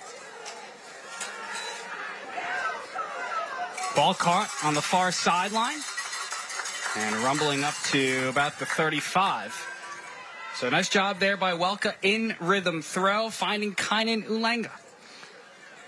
He's got a lot of poise for a junior. He does a nice job, opens up, gets the ball out quick. And again, the key to Francis is getting it into their big play, the hands of their big players, and letting them catch the extra yards from the yak. Ulenga entering play, 10 catches for 144 yards. It's second most on the team, 5'11", 180-pound senior. Also has 2 touchdowns on the year. Welka out of the gun, high snap, bobbles, recovers it. He's going to have to tuck it and take it himself. Gets back right near the line of scrimmage. Are we starting to see a shift in momentum here, Coach Pilkey? I don't think so. I think that what they got to do is start establishing their run again with Pendergrass. I don't think there's any adjustments you can really make with the offensive line that they're getting such good push. Just get Pendergrass running again. They'll be just fine. So it's a 3rd and about 5 for the Red Raiders. Snap back to Welka. And his throw is low and incomplete. That's a big stop for the Canisius defense. Well, you see the adjustment that they made from that great end zone shot that we had from one of our cameramen. You see both of the tackles sitting in 3 techniques to the outside with both inside linebackers taking the A-gap. That allows the linebackers to flow a little bit better to take away that A-gap, which they had when they were just playing the over front earlier in the first half. Jaden Clark back deep to return for Canisius, averaging about 12.3 yards a return. Grant Rybczynski to boot it away for St. Francis, but you never quite know with Jerry Smith. Low snap, flag flies. And it's going to be a false start on the Red Raiders, and that'll back them up even more. Bring up about 4th and 13. Can't start the second half better than the way Canisius has, right? Kickoff return, and now you're able to stop them on pretty much a 3-and-out. Great job. Mark it at the Red Raiders 30. Clark back deep for the Crusaders. Rybczynski skies this one. It's returnable for Clark, who will signal for the fair catch at his own 35. And that's where the Crusaders will take over. Touchdown can tie. TD an extra point. Give Canisius the lead. Scott, tell us a little bit about You Bring Total Development. You are more than just a coach, my friend. Well, we've been very lucky in Western New York. You know, I'm director of recruiting at Erie Community College, but also, you know, I've had a chance to work with some of the best talent in Western New York over the last decade or so, you know, whether it was at the University of Buffalo or at Erie Community College. But just want to make sure that our guys in Western New York, which is typically under-recruited, our guys are prepared and developed for the next level. And that's our biggest goal at You Bring Total Development. Football fundamentals on the field and for life. Just learn how to be a total student athlete, yes. I like that a lot. Offensive spark here for Canisius already. Eli Kimball motoring in the Red Raider territory past the 45. And that's good for an Interstate Batteries first down. Interstate Batteries outrageously dependable. Well, they did a nice job on their adjustment. Now, what did you see in the first half? Run them up the middle, run them up the middle. Now you're getting them on the outside. Offensive line adjustments. We said this was a chess match, and it is. You called it. They'll mark it at the St. Francis 43. Kimball, another call, makes a man miss. Kimball with Green in front of him. Kimball with a defender on his back. He's ripped down right near the 20. Eli Kimball, averaging 10 yards per carry, entering play. Picks up another Interstate Batteries first down. It's very rare you see a 14-year-old kid with this much dexterity and confidence. Look at him take care of the football. He's got the 10 yards down, and he gets up and he says, "Throw it on my shoulders, Coach. I'm 14, but I can handle it." And that's exactly what they're doing. Head coach Craig Krasansky saying Eli Kimball is the best player he's ever coached. And also told me He doesn't get caught from behind very much. That's saying a lot because Coach Krasinski's been around some great players. Joe Licata, for example, who's one of the top quarterbacks of all time at the University of Buffalo. That was his prodigy there. Kimball inside the Willoughby Insurance red zone. Willoughby Insurance. Willoughby will when nobody will. They'll bring up about 2nd down and 5 or so from the St. Francis 18. You just keep feeding 0? I think so, especially if you're going to, any way you can do it in motion, you got to get him outside, maybe a pitch toss here. He's a dominant kid. Going to be a shotgun look here for Canisius. Kimball to the left of Zimmerman. Twins left, single receiver right is Dean. Here's a reverse. This is Eskridge. Flags are flying behind the play. Eskridge right back to the line of scrimmage. A lot of running, no gain. Holding Crusaders. Going to be a hold against the Crusaders. While it's a hold, you're seeing Coach Krasinski's adjustment, and it is to get outside to the left where they were bringing that blitz from the left the entire first half. So that's their adjustment to mitigate that blitz look that St. Francis has been so successful with probably most of the season. Holding offense, 10 yards from the previous spot. So there you go. It'll set up about a 2nd and 16 or so after we heard from Ken Eddings. What's interesting to me about this game, Scott, is, and you see the penalty right there. Yep, there it is.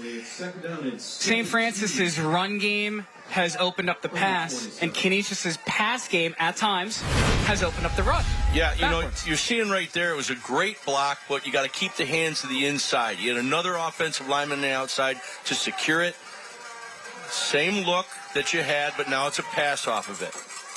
Zimmerman just able to get it away here. Falls harmlessly incomplete on the near sideline, and they'll bring up 3rd down and long. So what do you dial up here? Well, good coaches are going to show you progression. Right now, you're going to spread them out. You're going to try to get the seams. But I'll tell you right now, you're down here, you're in field goal range by the looks of what their kicker could do, but in pregame, I think right now you try to get as many yards as you can, get back to where you're in his range, whether it's a quick pass, whether it's a run right up the gut, or back outside to the left. Maybe you look for 5'11", 175-pound junior, number 4, Jaden Clark. Set the school record last year with 60 receptions, entered play, 401 yards. That leads the team in 3 scores. Coach Craig Krasinski told me he's been seeing a lot more double coverage this year. That's why his numbers may be down, but that talent is through the roof. It is, and when you have that many people to go to, and Coach was telling me, I said, "How you doing?" Before we had our little interview, he goes, "Hey man, we're playing against a great football team. We're starting a lot of young people," and he says, "Look at what we've got. We've got a freshman who's carrying the weight of our program right now," and he's just going to keep getting these guys better. He knows what they need there. He knows what excellence is at Canisius, just like they do at St. Francis. Timeout on the field by Canisius. And prior to the conclusion of tonight's game, we'll be selecting the law office of William Matar, player of the game. Hurt in a car, call William Matar. Krasinski telling me the difference between starting 0-3 and then winning 3 of the last 4. He said, we've gotten into an offensive groove. We stopped turning the ball over as well. Yeah, that makes sense. It's the little things. Well, it's just like at our college, at Erie Community College, where our defense is ranked top 10 in the country, but we turn the ball over a little too many times, and it takes away from your game. But they are in a nice rhythm right now. 3rd and 15 here from the St. Francis 27. Movement up front. And a flag on the play. And we told you he was going to do that. 5-yard penalty. Still 3rd down. So now to go back to a little more 3rd and manageable. Take another look. Where's the encroachment? Yep. There it is. We knew he was going to catch him on just changing the audible or the snap count because they're running up there and they're predicting that. That was a great job. Kimball off to the right side. Kimball trying to turn the corner. He does so indeed. Wow. Kimball turning on the afterburners inside the 5. Eli Kimball with Interstate Battery's first down. It's the Eli Kimball show. Well, we had the teaser earlier about who the player of the game's going to be. Right now, I'm telling you, it's a toss-up between Pendergrass, Great run. Look at his stretch. Look at his ability and his speed at 14 years old. And he's powerful, too. You know, that's a great run by that young man. I asked Craig Krasinski if Eli Kimball-like players are the norm at Canisius. Yeah, they have a lot of talented players. No, Eli Kimball is not the norm, for those wondering. No, you're seeing it's a really interesting dynamic that you have in Buffalo right now. You got a young guy at Bennett that's tearing it up. You got this young man here.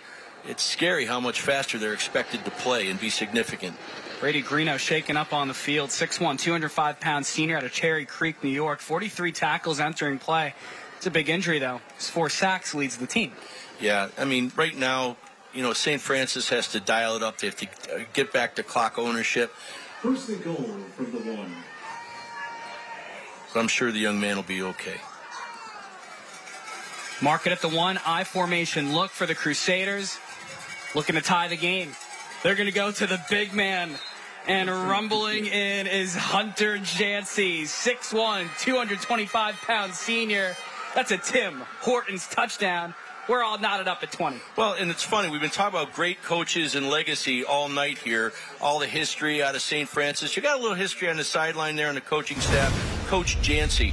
His son just plowed through that. Coach Eric Jancy was also a state championship head football coach with North Tonawanda back in the day. So these coaching staffs are just, you know, filled.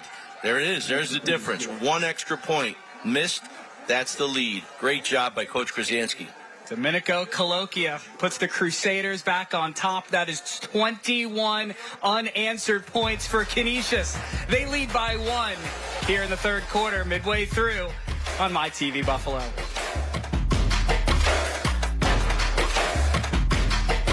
Dawson Knox for T-Mark, your home team. Hey, cut. Dawson Knox for T-Mark. Dawson, my air conditioner. Dawson, I'm shocked to see you here. Wow. Dawson, come and knock it. We got this.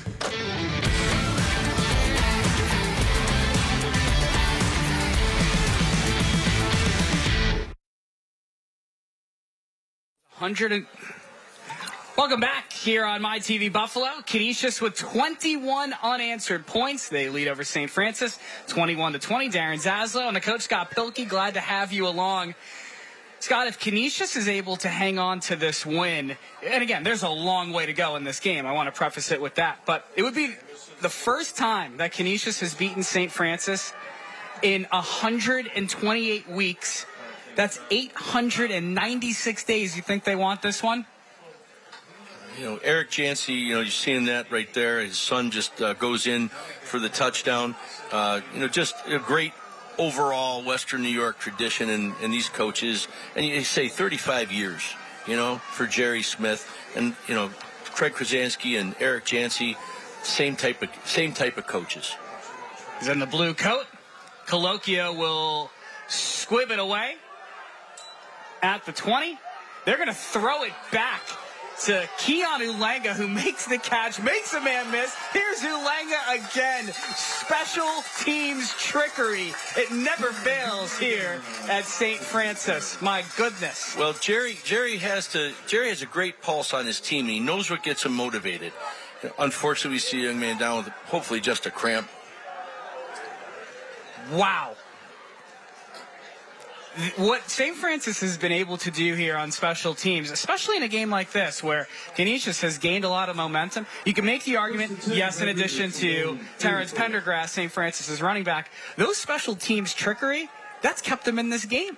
Well, you know, when you go to clinics and things of that nature, this staff travels and studies, and that's why they're so good at what they do. And both staffs do that, actually. Welka, empty set. Airing the ball deep down the near sideline. He was looking for Keegan Brunet. And incomplete. Flag, though, on the play. In the neighborhood of pass interference. That looks like a tough call to me because I don't think that was a catchable ball, at least from watching it live. We'll see here.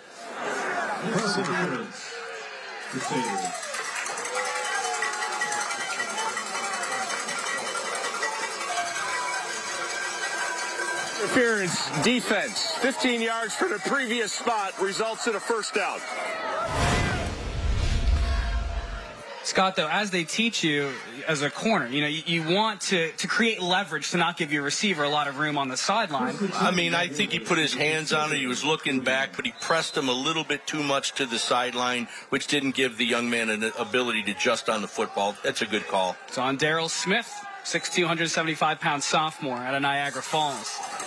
St. Francis going back to the ground. Terrence Pendergrass getting a full workload here tonight. Well, I'll tell you, the adjustment that Craig Krasanski's made at halftime, putting their defensive tackles in the 3 technique, that's the first time they've run Pendergrass up the gut that he's been kept to under 5 yards. Canisius secondary doing a nice job here tonight. Welker has completed just 3 of 9 passes.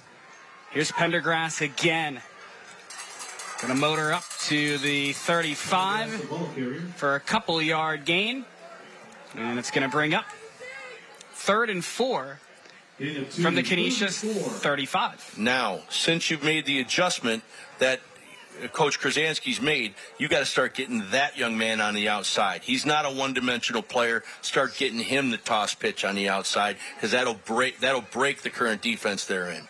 Because the linebackers are committed to the A gaps. They won't be able to pursue to catch him. It's been the battle of the running backs thus far. Terrence Pendergrass of St. Francis, Eli Kimball of Canisius. Pistol set here for the Red Raiders.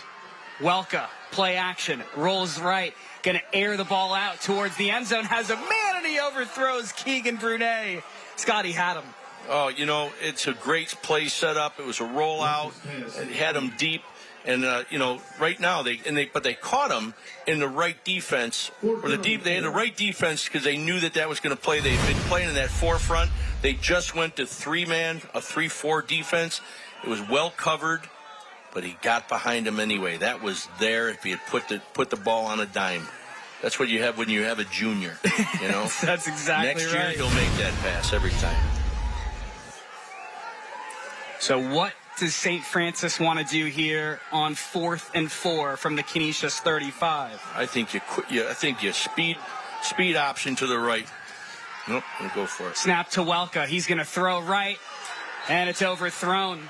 He was looking for Jeremiah Neely. Welka got hit hard, and it's a turnover on downs.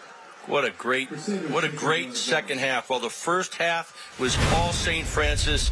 So far in this third quarter, they're getting great pressure.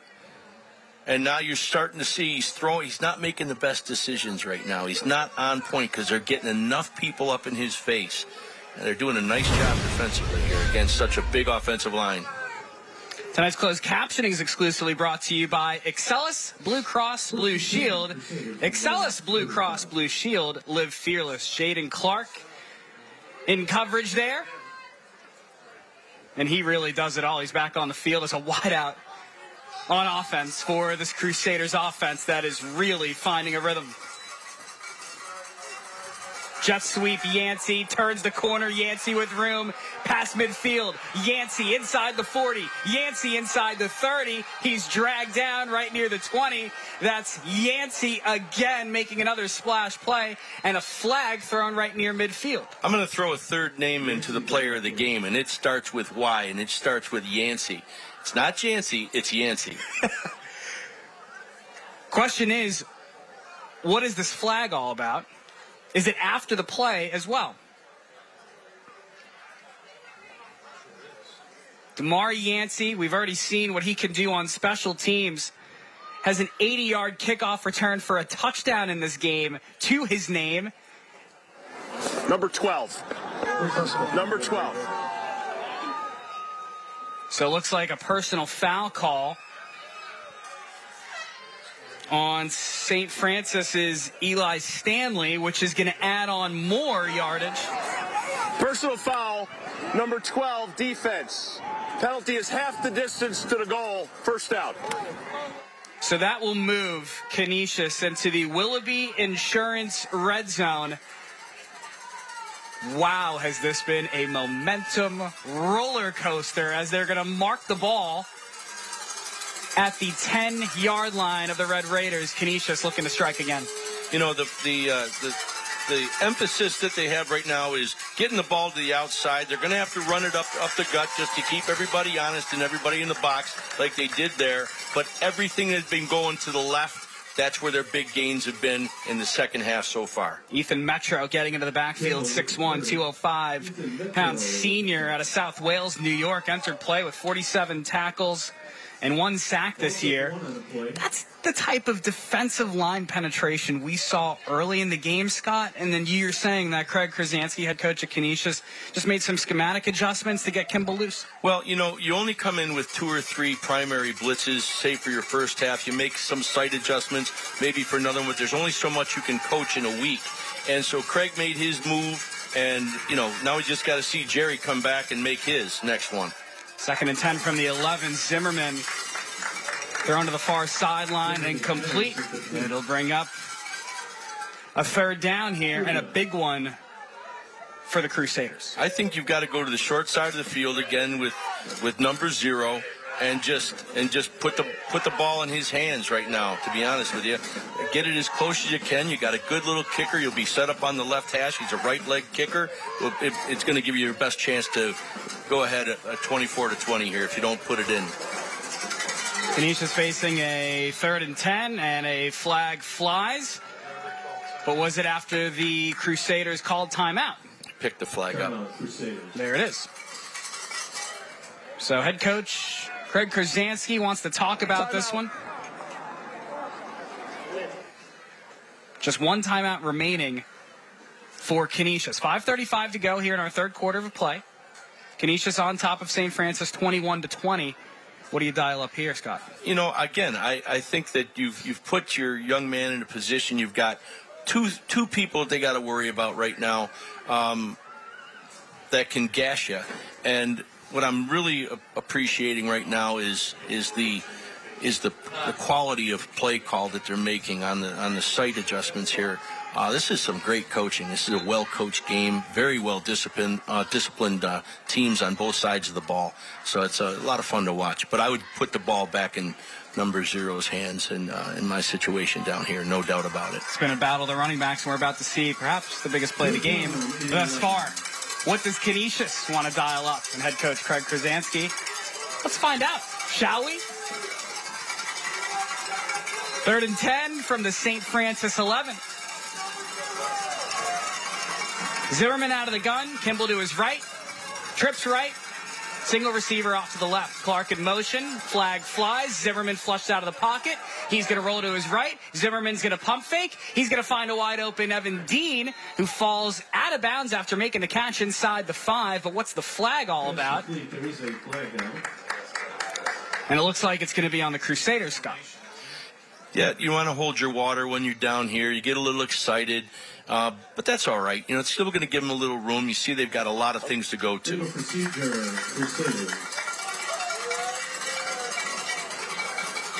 So we'll hear from Ken Eddings. 5 men in the backfield, offense. 5-yard penalty from the previous spot. It's 3rd down. So it'll bring up 3rd and 15 from about the 16. And a penalty like that happens because you're aware of the quickness of the defensive lineman that you're going against. So one of those offensive linemen set himself back a bit too far. So here we go. Big play, 3rd and long for Canisius. Trips left, single receiver to the right is Yancey. Zimmerman looking towards the end zone, and he overthrows Evan Dean. Falls incomplete. It'll bring up 4th down. You know, I don't know if you go for it here. Nope, they're going to go for the field goal. I don't know what kind of leg this young man has, but from what I saw in the pregame warm-ups, he's got a nice little gait. Gets the ball through and get some air underneath it. It's a great opportunity to go up another 3 points. Domenico Colloquia has a range of about 43 yards on his field goals.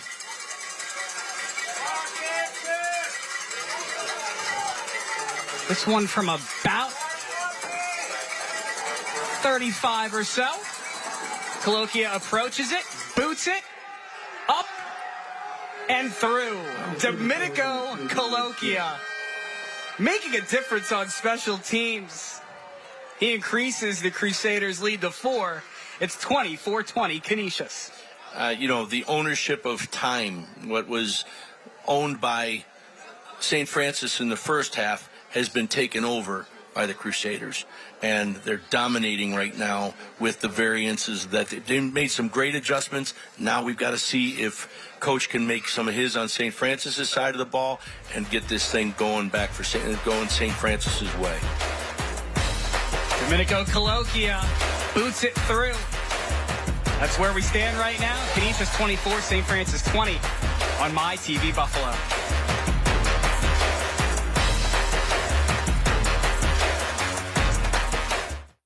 Save big and sleep better with the right mattress for you from Raymore & Flanigan. Get matched with top brands from our huge selection like Tempur-Pedic, Purple, and more. Save up to $400 off Purple, 33% off Nectar, or a $200 MasterCard reward card when you purchase a Tempur-Pedic. Or get the bed of your dreams for as little as $15 per month with no interest. Our mattresses are in stock and ready for free delivery tomorrow. Start getting your best rest tomorrow night, only from Raymore & Flanigan. Welcome back. You're looking at Domenico Colloquia. The kickers need some love too, my friends. 5'10", 175-pound senior just booted a 35-yard field goal. That gives Canisius a 24-20 lead. Darren Zaslow, Scott Pilkey, glad to have you along here for the Law Office of William Mattar's special edition of Thursday Night Lights presented by the Vinyl Outlet. Scott, have you been enjoying riding the momentum roller coaster? I love watching well-coached football teams, and I love seeing people who know what they're doing on a level of precision that both of these coaches do. We were just talking about the types of trips that these coaching staffs take to some of the top colleges in the country to learn those crafts. You don't learn special teams like that just by writing it up on a chalkboard in a high school office. This is the type of development that brings people to these colleges, or to these, they're high schools, but they play like colleges. Of course. So if you're head coach Jerry Smith, look, you've been here, you've done that, you've come back from 4 points down, but how do you answer the bell? Just the way you started the bell, with Pendergrass. It's got to get them where they aren't. On the return here, this is Valentine. And fumbled on the play, and it's recovered by Canisius. Wow. Special teams making a difference. Special teams, like we said it all day. Unbelievable how this game could potentially be decided. Teddy Ciancio able to recover it in great field position. They're going to mark it at the St. Francis 23. They are inside the Willoughby Insurance red zone. Well, right now, what do you do if you're Craig Krasansky? You control the clock. You let this young man run. Great hit. The physicality of Canisius in the second half as opposed to what was dominated by St. Francis in the first. Kimball off the left side. Shakes off the defender, shakes off two defenders. Kimball turns the corner. Kimball with a head of steam. He's somehow able to get back to the line of scrimmage on that run. Special. He might be a young man, but he's a man. That young man is playing like a 20-year-old at the college level right now. I mean, he's a force. Take another look. One man, goodbye. Wow. Two men, goodbye. Gets around the corner. And he's knocked out of bounds by Brady Greena, who we saw shaken up early in the game, clearly able to come back in and make a big play defensively. Just gets back to the line of scrimmage. Think of that. He gets back to the line of scrimmage, but he finishes the play with a stiff arm on a 215-pound senior. And every yard counts, Scott, because we just saw Domenico Colloquia boot a 35-yard field goal. Maybe in a normal world, that's a loss of 5 yards. Substitution, offense. Speaking of a loss of yardage, there you have it right there. So the illegal substitution going to set back Canisius here a tad. Well, you can get too fancy. You can get too fancy sometimes, too, you know? So there you just heard it from Ken Eddings. 2nd down and 16. It'll bring up 2nd and 16 from the St. Francis 29. See, when you're watching Jerry Smith and Craig Krasansky, their coaches are getting coached during the game, too. You know, these guys never stop developing their people, coaches and players.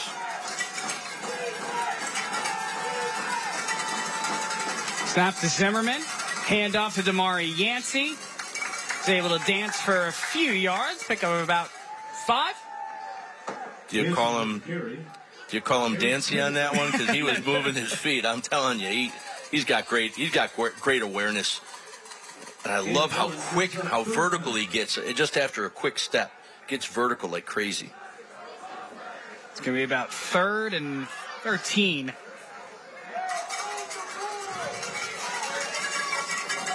For Canisius. Dean, the single receiver to the near sideline. Zimmerman looking far side, throws low. Pass is hauled in by Jaden Clark at about the 15. It looks like it's just a yard shy. You got to go. I think that one was skipped. It'll be interesting to see. I think it's low. Nope, great catch. Great catch. From what I saw, it looked like it skipped. So it's going to bring up 4th and 1 at the St. Francis 15-yard line. I think you're going to see them try to freeze them here, get them to jump again with a 5-yard, or they're going to come out and take the points. Crusaders back in the Willoughby Insurance red zone. I formation look for Canisius. Zimmerman hands to Yancey, who's going to rumble near the line of scrimmage. They force him back, but where was his forward progress? That's the big question. What'd you see? I think fool me once. I think as soon as you see him in that 2-back set, you know who's going to be getting the football, and that's a great stand. Again, I think you could have come up to the line of scrimmage, hard count, see if they jump, call your last time out, bring your kicker back in. I think that would have been a better call for him, to be honest with you, down here. Take another look. Yancey met at the line. I mean, that's just the trenches right there. That's just the trenches right there. But they're short. Nice job. That's exactly what St. Francis needed. Well, Scott, what was one of our keys to the game? St. Francis has to play tough, be physical on the line. That was a difference-making play right there to stuff Yancey. So here we go. St. Francis from their own 15, facing 1st and 10. Welka, Pendergrass, not a whole lot of room to run. They're doing a nice job with the 3 front, slanting weak side, and bringing the outside linebacker as the 4th guy to watch anything to bounce to the outside. That's exactly why they shut that inside run down. Is it the fact that St. Francis hasn't been clicking on offense since Pendergrass scored the trifecta of touchdowns, or is it a credit to Canisius' defense? I think it's a credit to both the defense and the coaching staff adjustments at halftime, and right now Krasansky's winning that battle. 2nd and 9 from the St. Francis 15. Trips left. Give. Pendergrass turns the corner off to the right side. He'll run over a defender for a pickup of about 8. It's going to bring up just about 3rd and short. Like we said, there's only so many adjustments you can make as a coach. If they're taking him away from the inside, you get him to the outside, and he's going to hurt you either way. Now it's going to open up the inside lanes again because they can't stay in the 3-4 front, because now that St. Francis has had that success, they're going to come back to it over and over again. 3rd and 1. Heavy set here for the Red Raiders. Fullback dive, and it works to perfection. Talk about mirrored programs, though, right? Right, I mean, what you just see with Canisius. It's not just a copycat league. It's the way good football coaches manage their team. Injury on the field. Looks like one of the linemen, potentially. If we can get a look at that. That's your big guy. 24-20, Canisius in front of St. Francis. It's been a back-and-forth affair for sure. In the deciding moments of this game, though, Scott, what do you think is going to be the difference maker? We've seen it all. Big play. Again, I think special teams have gotten them to this point. Thank God that big man just got up. That's Marcus Harrison shaking up on the play. 6'8", 335-pound senior.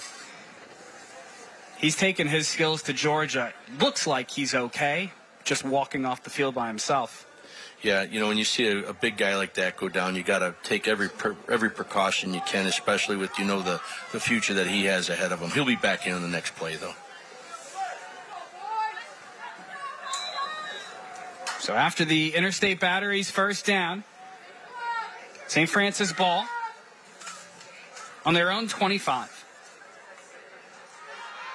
Welk on first down. This is a halfback screen. Pendergrass caught it. He's going nowhere. Really well covered. They saw it coming, and they were in the right defense to defend it. Evan Dean, Pat Enright on the stop. They read that from the get-go.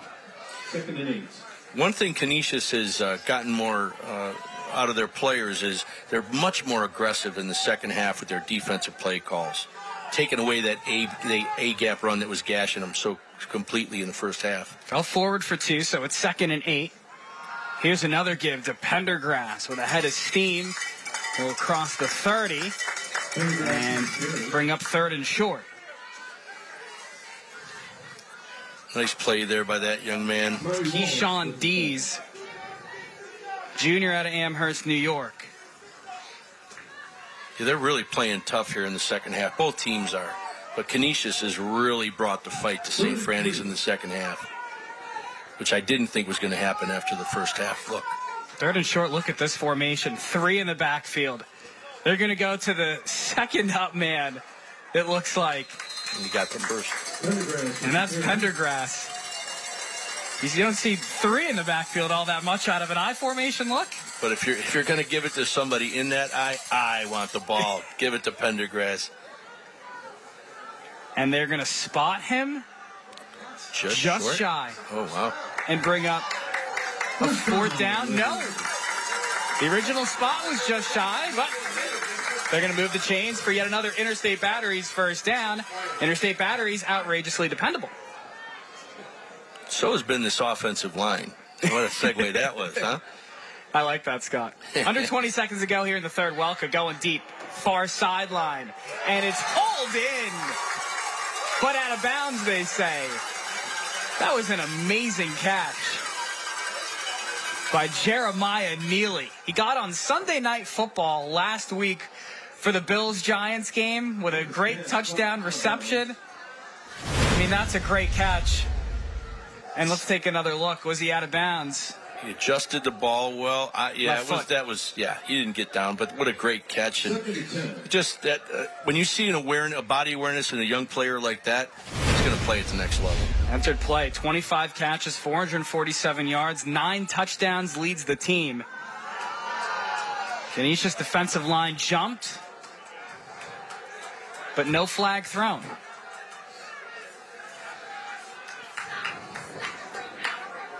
Fans wanted a call. They're not going to get it. Landon Welka. Back to pass. Wow. Pocket collapses, and down goes Landon Welka.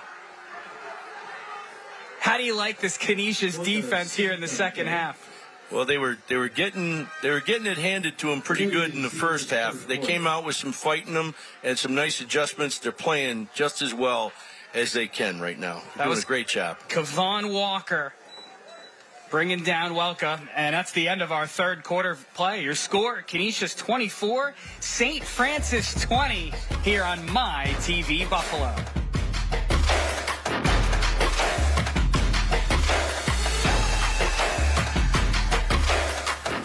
At Express Windows, you can get high-quality vinyl double-hung windows starting at only $329.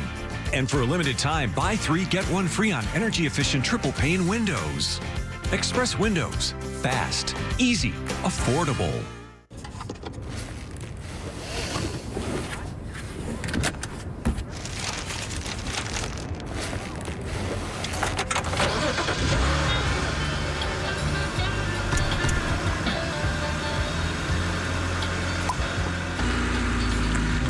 Get the $5 fan deal.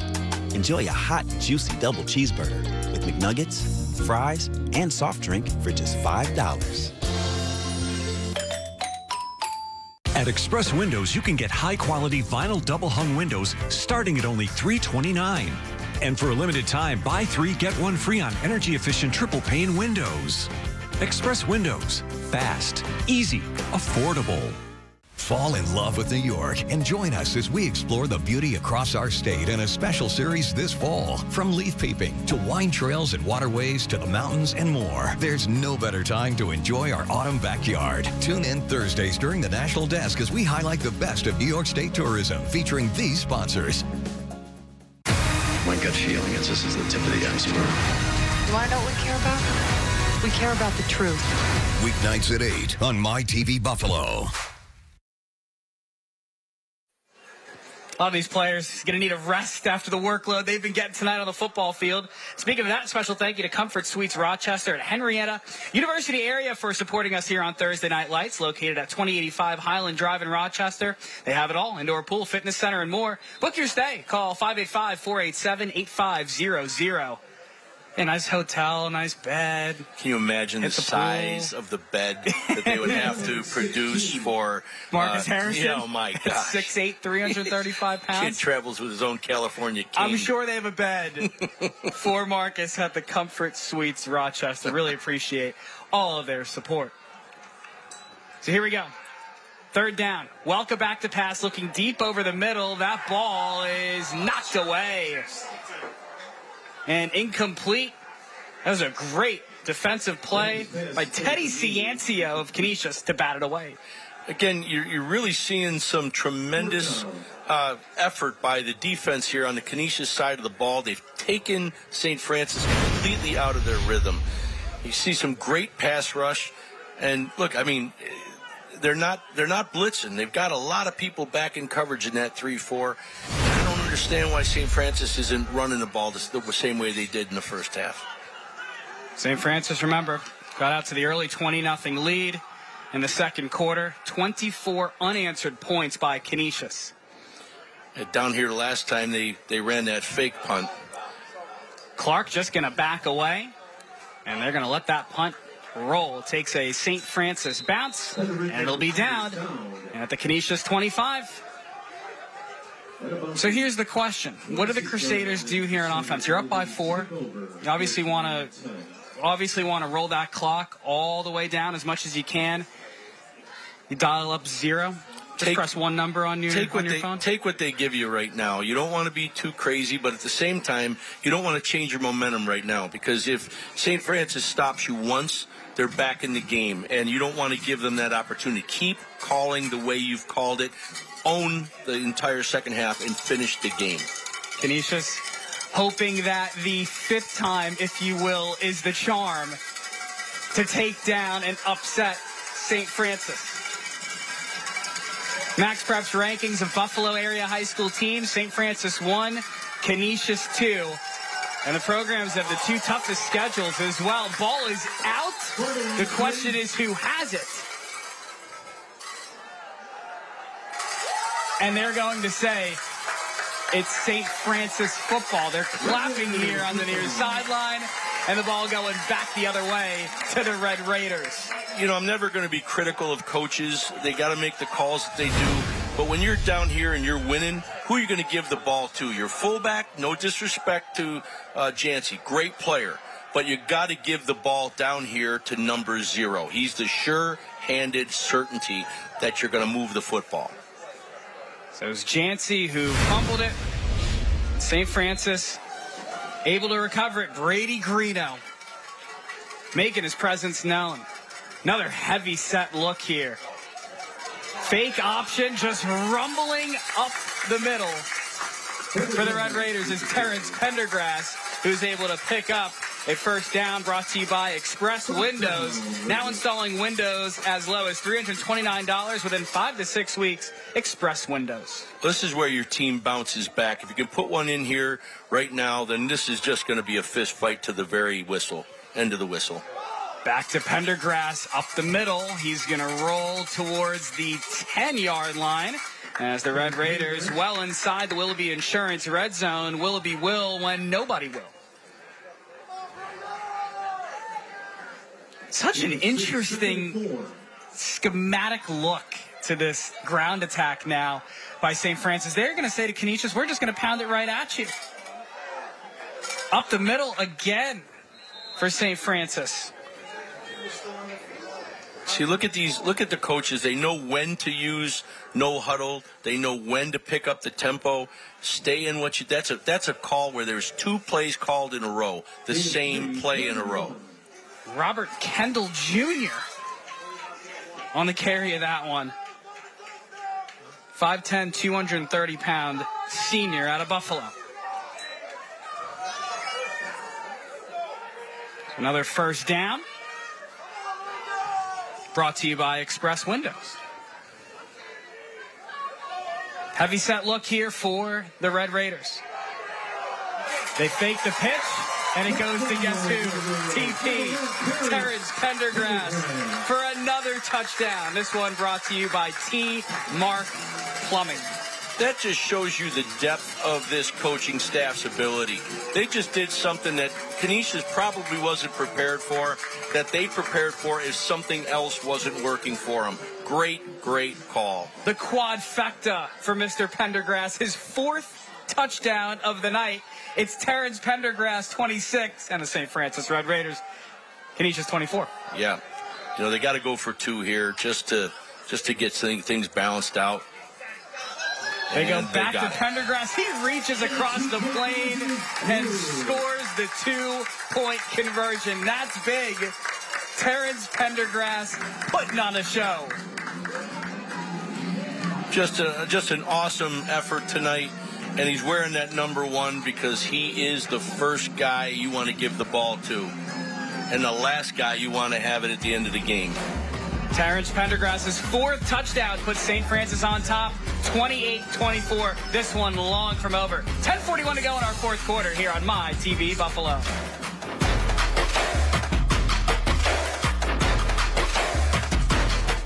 Why do you ride? Why do I ride? I like doing dangerous things safely. I ride because I can't imagine not. I'm kind of a gearhead. I love being lost. There's no way I'm putting a GPS on my bike. Knees in the breeze, man. It's like, there's nothing like it. There's a love for riding that can't be explained unless you ride. And if you're ever injured on a motorcycle, we're ready to help. Hurt on a motorcycle? Call William Mattar, 444-4444. Welcome back. Tonight's the Law Office of Willie Mattar Thursday Night Lights trophies are designed by Niagara Awards. That trophy presentation coming up at the end of tonight's game. Who's it going to go to?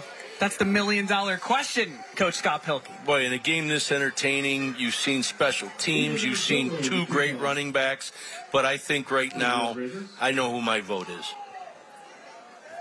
Does his first name start with a T and end with an Arentz, and his last name Pendergrass? My headset went out for a second. I'm not telling. I'm a mail-in voter. Long way to go yeah, with Terrence Pendergrass's 4 touchdowns on the evening. But as we've seen in this game, momentum can change at the drop of a hat. Just been a complete football game, you know? A great offense. Look at this. The pop-up. Just something different every time with St. Francis on special teams. Ciancio able to wave for the fair catch and make the grab. They'll put it at the Canisius 43 after the Just Pizza kickoff.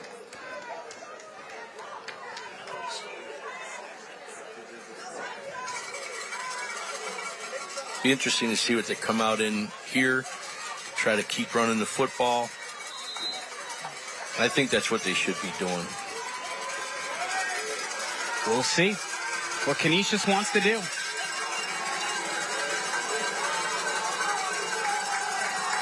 This game has had it all. Splash plays on special teams, the offense, the defense. What will the final quarter have in store? Well, to start with an Eli Kimball run off to the right side, and he'll get right around the 45 for a gain of 2. Flags fly. Do we have a personal foul penalty after the play? Looks like it. What does Ken Eddings have to say? That's just, you got to keep your composure. You were up, now you're down. There's still a lot of football left to go. And it's penalties like that that take away every opportunity. And that's one that young man will want back if it comes down to a single point or this drive having to have been the pivotal one to get back in the game. Dead ball, personal foul, defense, 15-yard penalty, second down. So 1st and 10 moves to 1st and 25. And let's take another look. After the play, yep, there it is. On Mason Alden, 6'4", 235-pound junior for the Crusaders. Field position has been a really critical thing here for both of these teams. So we'll see how the Crusaders want to handle 1st and 25. They're going to give it to 0. Eli Kimball busting through. Ball is out. It's on the ground. It's recovered by St. Francis yet again. Ethan Metro falls on it. Back-to-back drives result in fumble recoveries for the Red Raiders defense. This is one of those games where these young guys in 20 years from now will be sitting down having a beer going, you remember that game? This is one of those games. Ethan Metro, 6'1", 205-pound senior out of South Wales, New York, entered play with 47 tackles and a sack. But that's just so big, great awareness. And that sets the Red Raiders up into Canisius territory. They're going to mark it at the Crusaders' 43. Second turnover in a row. And this is how you let a team back in the game. You were dominant coming out in the second half. 2 turnovers. St. Francis is back on the march. Here's the 3-man I formation look. And rumbling past the 40. That's Robert Kendall Jr. He's listed here as a linebacker. And he's getting some offensive work here tonight. Well, you got to soften them up sometimes up the middle, because what they're going to do is when they got to bring in more than 1 or 2 guys at the point of attack, that's going to give you that little option, that little read option off the Pendergrass like they did for that last touchdown. Scott, I think that Jerry Smith is trying to make a statement here saying, you know what, we're going to outmuscle you. Yeah, we're going to finish the game doing what we do, run the ball. Play physical. It was one of our keys of the game. Back to Kendall, who will power his way up the middle for another first down, brought to you by Express Windows. Oh, no, they'll mark it just shy. Call it 3rd and 1. And Scott, this just wears down a defense, and it's almost, psychologically, it's difficult to handle because you know what's coming. You know they're going to run the football at you. You know where they're going to run to you, right up the middle. You've got so many options here, but look what they're doing. They're blocking the A gap. They did well, but then it comes. You have the fake to the A gap, and then the second man through to the B gap, and that is exactly what they did there. Just an excellent adjustment by Coach Smith. Pendergrass for about a gain of 7. That is your Express Windows first down. And it's interesting to see how they're lining up Pendergrass, because they've been putting him behind Kendall at the number 2 spot in the 3-man eye, if you will.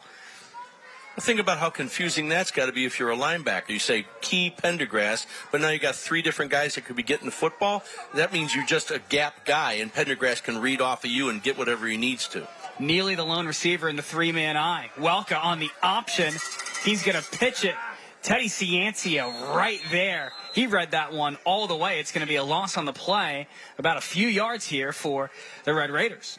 See, now, if you come back out in this formation again, you have a play-action pass to a tight end or a fullback clearing through. That's something I could see here with Coach Smith right now. Teddy Ciancia, 5'10", 180-pound senior out of Elma, New York, 24 total tackles. Entering play as well as a TFL. Look how everybody's up. This is a perfect play-action pop pass here. 2nd and 11 from the 31. Here's Pendergrass with a head of steam. Pendergrass falling forward to about the 25. for about a gain of 6, so he gets half of them back. Or give the ball to Pendergrass. There you see Marcus Harrison, who was shaken up a little earlier in the game. Good to see him back on the field. So it's going to set up here about a 3rd and 5 or so from the St. Francis, Canisius 26. We've been talking about the guys that have been getting the football, but the battles in the trenches tonight on both sides of the ball have been really impressive. Pendergrass gets the call, gets blockers. Pendergrass racing towards the end zone. He's bumped out just inside the 5. That's another Express Windows first down. And St. Francis into the Willoughby Insurance red Great zone. block, great seal block, and then not only does he seal the ball, number 19 just broke that open.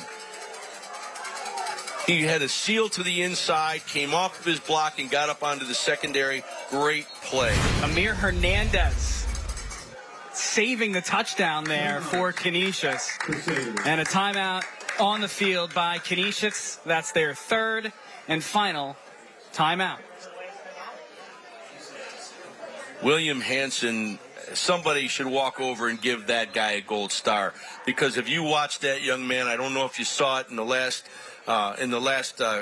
replay, but he came off the ball, sealed the inside. Once he knew the inside was taken care of, he rolled off and took care of the outside. I think it was a down safety, and just opened that ball up. Nice job by that young man. 6 feet, 245 pounds. He did his job. Out of Lancaster, New York. Entered play, just a few catches on the year. 4 catches, 34 yards. But you know what? When you're making a difference on the line, and when you're running a very predictable run formation, you gotta do your job, Scott. And that's what Hanson is doing. Exactly. You know, you see him come outside here. He follows where he's supposed to. Number 19 gets up on the outside, peels off the block, and that is an excellent job to give Pendergrass the window almost into the end zone. Amir Hernandez able to make that tackle to save the touchdown. St. Francis fans making some noise in this roller coaster game. Heavy set I form look. Welka under center. Give to Pendergrass, and before the play gets moving, a flag on the play. Dead ball, false start. So that'll set St. Francis back 5 yards. Huge drive here for the Red Raiders, and it all started because of a Canisius turnover. Yeah, in this set, I'm very impressed that Jerry hasn't come out of this. He's staying with what's got him here, down here inside the red zone. Same play. And when you can't stop it, why stop running it? Put your 5s up. Another TD for TP. Terrence Pendergrass. A 9-yard touchdown brought to you by T-Mark Plumbing. His 5th of the game. My goodness. I'm running down to the mailbox to pull out what I mailed in. I'm going to sign a different name to what I originally thought. The kid's a complete player. Just a great kid to watch. He entered play with 13 touchdowns. He almost has half of that in one game. Are we kidding? In the biggest game. And that says something about him. He's not just scoring against some of the teams that they win against. He's scoring in the biggest game of the year in Western New York. The Red Raiders' response, we were wondering how they were going to answer the call. Starting the game up 20-0, giving up 24 unanswered points to Canisius. Now they've scored 14 unanswered points, and they're looking for more on the 2-point conversion. They go back to Pendergrass. He's trying to muscle his way into the end zone, and the pile will fall backwards. So it'll stay a 10-point St. Francis Red Raider advantage at 34-24. 6:46 to go in our 4th quarter. The Red Raiders trying to lock it down on My TV Buffalo.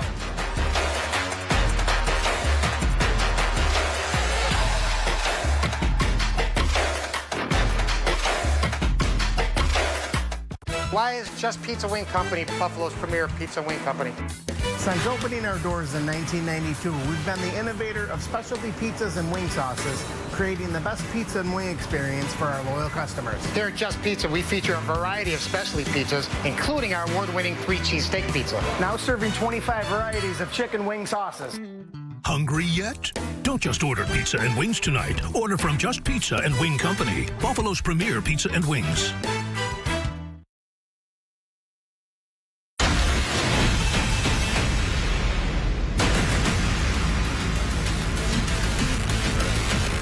Welcome back. The law office of William Mattar, player of the game. Guess who? TP, number 1, Terrence Pendergrass of St. Francis. 229 rushing yards, 5 touchdowns. Scott, he's been, in a word, spectacular. So is his offensive line. And, but look at him. On the second level here, it takes 3 or 4 people to pull him down.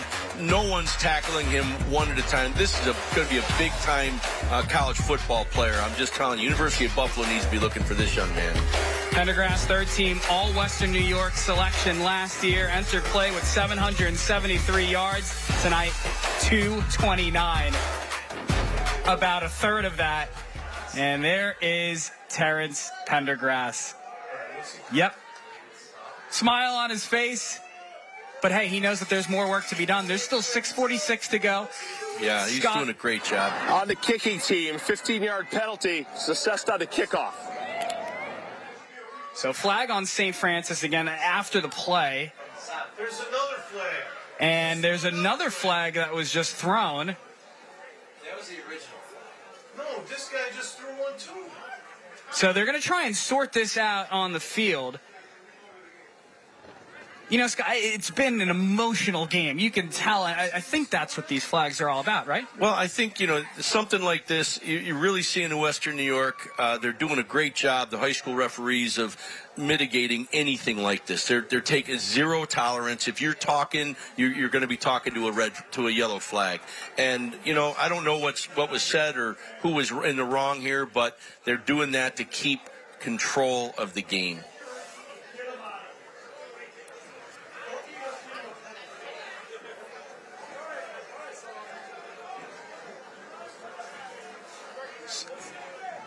So they're able to sort it out, and we'll see what Canisius can do here. Trailing by 10, midway through the fourth quarter. How much do you rely on the pass here? I don't think you do. I think if you get good field position here, you've got to come away with at least a field goal, and then maybe try an onside kick yourself. I mean, you got plenty of time. You got to see how long it takes. You run the football, run your stuff, but then you got to have to get the ball back. Very important to notice here, Canisius, no timeouts left. St. Francis with 3. So in a game that goes down to the wire, Canisius will not be able to stop the clock. I think you're going to see a little bit of the pass, but they're going to also have to spread it out just to let big number 0 run that ball a little bit. So here we go. They're going to kick it off from the 25, and they're going to boot it to the 40. Wow. No one touches it. Wow. And it's recovered by St. Francis. Special teams, special teams, special teams. Keanu Lenga, 5'9", 160-pound senior out of Buffalo, New York. Really, really impressive stuff. Ulenga holds offers from D2 schools, Clark University, Culver, Stockton College, and Mansfield University as well. Coming up with a big play on special teams. Well, that little bloop ball is just as good as an onside kick. And this is something that you were seeing upstairs. That's why they did this. You're watching how they drop back rather than attack the football. And that's because their front line attacks, their third line sits back and waits for the second line to take it. That was perfectly placed. What a great special teams call by Jerry again. Were you surprised Canisius didn't go after it? You have nothing to lose. I think that's how well they're coached here. Yeah. Jerry's made some amazing adjustments with different formations to get Pendergrass the ball in multiple ways. And he stayed true to all of his special teams, just little quirks here or there. You can't possibly plan for all of them. been impressive to watch, that's for sure. Really well coached. There you see Jerry Smith talking to his quarterback, Landon Welka. And St. Francis just going to eat as much clock as they can. Take the air out of the football, absolutely. Yeah. Going back to that same formation. We've seen it this entire second half. But look what they have up at the top there, too. That is a mismatch at the top of the field. Canisius jumps. And it's going to be encroachment. Dead ball, encroachment, defense. 5-yard penalty. Still second out. So Mari Wallace of the Crusaders. Does it kind of get in your head a little bit, Scott, when you're defending a run like this? Like we talked about, how do you stop it? Let's start there. Well, number one, you try to find out what the trend is, and what they were doing in the very beginning, I think they could do again. If they went back, they've kind of stayed in the 3 front, and they're jamming their guys up inside every time they get this look. Where I think if they stay in the double 3, where you got the defensive tackles on the outside of the guards and have your linebackers on the inside, I think gives you a little bit better. But they're just. I'm telling you, look at the top of the screen. It's not above Jerry to take that one-on-one and cover 0 here. It's 10 versus 10, essentially. Here's Pendergrass off the right side. He's got a first down and more out of bounds. Right inside the 25. That's a first down brought to you by Express Windows. And it's courtesy of, guess who, number 1, Terrence Pendergrass. Well, when you're so boxed in, you don't have linebackers sitting at 5 yards depth. Because right now you can't be afraid of the handoff to the fullback. It's always got to be Pendergrass. You got so many people in the box that you can't get outside to pursue. That's his line. That number 4 there was the guy that was supposed to contain on the outside, but he got caught up on the inside. Run game has been dominant for the Red Raiders thus far. They're going to go to Kendall, who just gets back to the line of scrimmage. Just over 5 minutes to go here in our 4th quarter of play. St. Francis on top by 10. Kevon Walker on the stop for the Crusaders. You know, watching Canisius and St. Francis, last week Lancaster, beat Canisius, and it says a lot about the Section 6 football as well. But both of these teams are so exceptionally coached. Without a doubt. 3-man I-form look. Here's Pendergrass off the right side. Pendergrass runs through a defender, and he's brought down right near the 20. See, the adjustment I would make here is you guys start slanting weak, and I'm not seeing that. I'm just seeing a lot of gaps being filled, and I don't think you're going to make. When you look at the size of the offensive line of St. Francis, that's obviously their strength, and I don't think you're going to win these battles over time. But what a great what a great job coaching by both coaches, making the adjustments at halftime, making this the game that it's been, and this is one of the greats that I've seen. 3rd and about 3 here from the Canisius 20 for the Red Raider offense. They're inside the Willoughby Insurance red zone. Another give to Pendergrass. First through the line of scrimmage, near the sticks. And we'll see where they want to mark it. It was close. And it looks like, let's see, the initial signal was first down, but maybe they want to take another look. Officials are going to take the timeout and see where this ball is. Hard to tell from up here. It's close. I haven't seen a measurement in a long time in high school football, to be honest with you. I haven't seen it walked out and measured in a long time. Well, let's see. Is that what they're going to do? Yeah, bringing out the change. Yeah, you don't see it a whole lot. I haven't seen it this season. I haven't seen it this year. But this is such a balanced football game right now. But what a critical 4th down if they don't get it for Canisius. Critical stop here. Yeah. Still, again, we've seen this game swing so many different ways for so many different reasons. The amount of special big, teams, The everything. Fumbles. amount of big plays that can happen in 3 minutes and 32 seconds is ridiculous. And they're going to say it was just short. Take a look. Inches.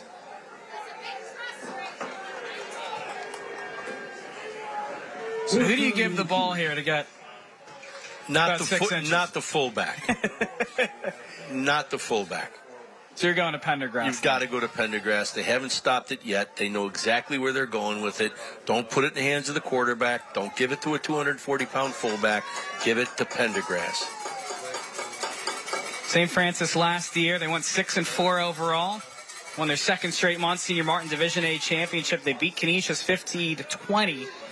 Lost to St. Anthony's 27-20 in the state Catholic finals, a game that St. Francis led 20-0 at halftime. That's how their season ends. So, Scott, does that add a little extra chip on your shoulder, do you think? Well, I think it just shows you how this team is growing. You know, here they are. They're down. I mean, you could have just curled up again, but they didn't. They battled back, and they've got a chance to win it all. I mean, it's a very good football team in Western New York. And they've been playing against some, like you said, some of the top talent out of Ohio and other states. I bring it up because St. Francis, how much did they lead by in this game as well? Yeah. 20-0. Yeah. Something a little extra to play for, that's for sure. Heavy set-eye form. Pendergrass off the right side. He falls forward for the St. Francis first down. It's brought to you by Express Windows. You know, and that's what Pendergrass does. He sees that window, runs through that window, and gets exactly what he's supposed to get here. It's a sure-handed kid, man. Sure-handed kid. Look at the push that you're getting, though, from the inside guys. They're getting up into the chest. Look at that. The roll back. When you see 46, you see his whole number, and he bends at the hips. That's because they're just winning the leverage battle up front, and they have been this entire late third, fourth quarter. Is it a schematic thing, Scott, that Canisius hasn't been able to stop the run, or is it just that the St. Francis offensive line is dominating? I think they're just a little bit bigger, a little bit stronger at the point of attack. I think you schemed it as well as you can. This has been a very clean football game. And once again, St. Francis continuing to get everyone involved. Robert Kendall Jr. motoring for the Red Raiders. About a 9-yard gain for Kendall.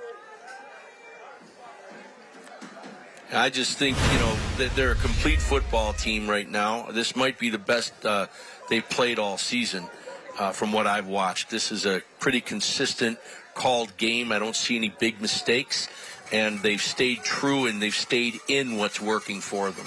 Under 2 minutes left in this one. St. Francis in control by 10. 34-24, they're looking for more. They go back to Kendall. Kendall churning into the end zone for a T. Mark Plumbing touchdown. That's called finishing the game.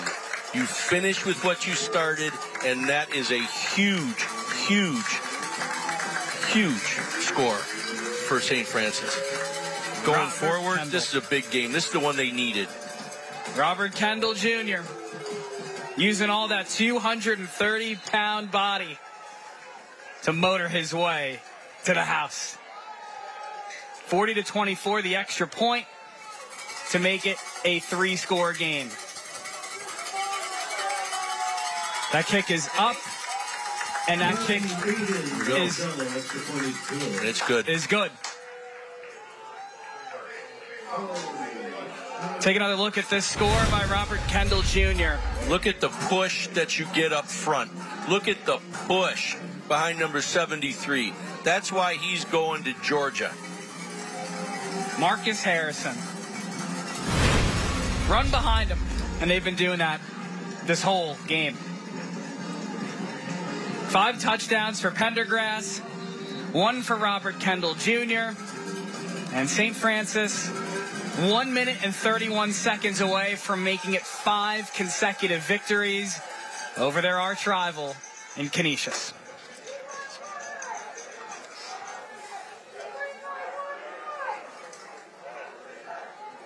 Once again, after the game, we're going to hand out the Law Office of Willie Mattar Thursday Night Lights trophy, which is designed by Niagara Awards. We're going to chat with the victorious Red Raiders, assuming they are able to hang on to this 17-point lead with the clock winding down. So make sure to tune into that.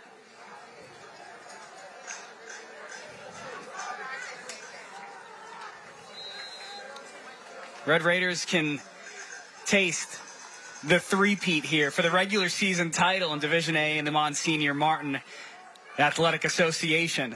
And he's not going to stop doing what he does. You know, the ball fell off the tee, but you're going to see another bloop kick. You're going to see another onside. He's not going to stop, because this is consistency of coaching is what wins you games over the long period of time. And what a great season ending as far as going against Canisius of our Thursday night, this Saturday Night Light. Entertaining, that's for sure. This is Yancey on the Just Pizza kickoff. And he'll be hit hard here, right near the 35. We've already seen Yancey return one kickoff for a touchdown today. 80 yards.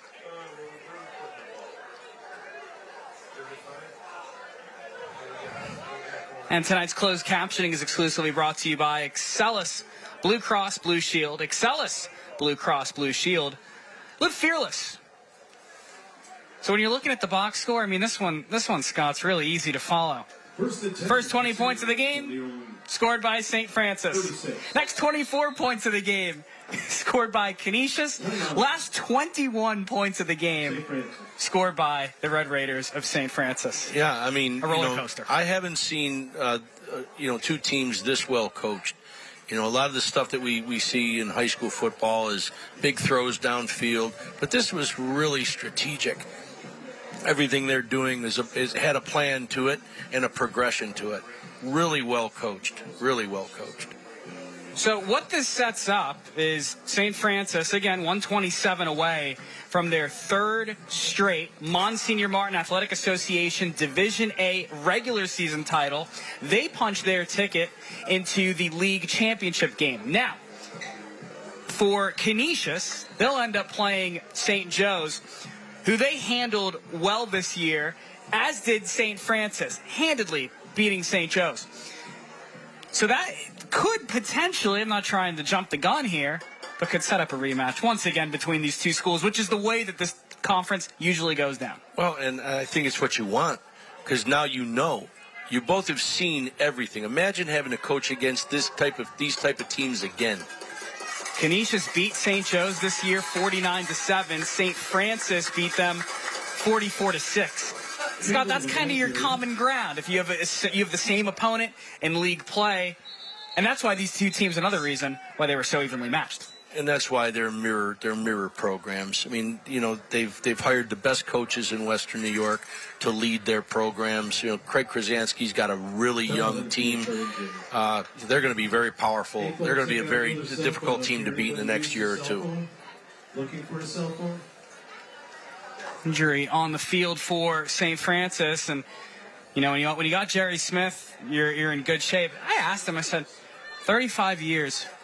Why do you want to keep doing this? And he obviously loves the game, but he says he still wakes up and he has, quote unquote, the fire to compete. And he wants to let his players know how to compete properly. And Scott, I bet with you being a coach, I bet you love that. Well, it's about completing what you start. We talk about being a complete competitor at some of the programs that I've worked at. And you see that here in this program. It's institutionalized here. When you score a touchdown, you're hearing the Notre Dame fight song. There is faith here. There is family here. There is football here. And this is traditional, punch you in the mouth and out-coach you to win. What's interesting to me, Scott, as well, is the clock continues to wind here. St. Francis 2-5, but they are a much better football team than 2-5 would suggest. I think they became a much better football team tonight, to be honest with you. I think they're peaking as a program, and you can start to see that. Their weapons are being used. Their O-line is powerful. Their defense is aggressive. Kimball trying to shake off a tackler. And he's taken down here, just shy of the 45. A couple of the other teams that St. Francis played this year, Chardon out of Pennsylvania, Catholic Memorial out of Massachusetts. Both of those, yeah, they're only back-to-back state champions. Akron-Hoban, they've been in the state final only for 7 years in a row. That's the type of quality these teams play. Zimmerman back to throw, looking over the middle. He has Dean well into Red Raiders territory, right near the 30. I think maybe when you play those teams, that sets you up for games like this. Well, what it also does is it increases the recruiting of your players because you're playing against some of the best high school teams out of Ohio.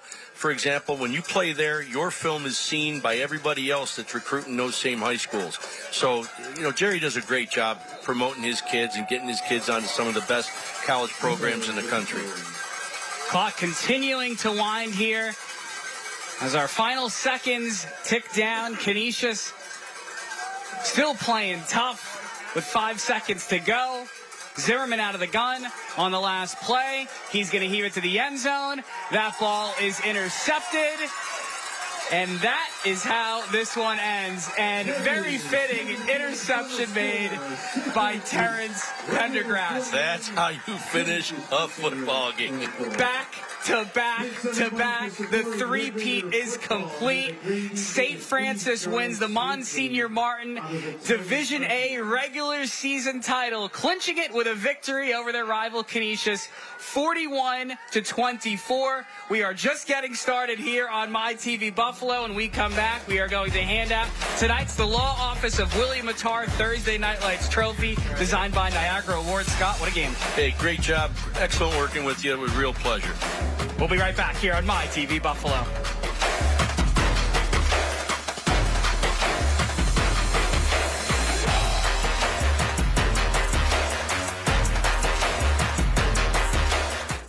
It's Kids Day with UB Football on Saturday, October 7th, when the Bulls take on Central Michigan at 2 p.m. Presented by Chick-fil-A on Walden Avenue. The first 150 kids will get a free pair of Pit Viper sunglasses. Get to the game early and enjoy the Kids Zone in the Murchie Family Fieldhouse. Get your tickets today at ubbowls.com. If you want to lower your car insurance rate, take the Will It Be Challenge. Call Craig here and see if you can lower your monthly payments. Thank you to all who have called. The calls, they just keep coming in. It's so busy right now, they've hired some new employees. That's Shorty and Macy. Willoughby loves dogs, and Willoughby loves saving you money. With inflation, this is smart people. Challenge Craig to reduce your payment in one phone call. I bet I can.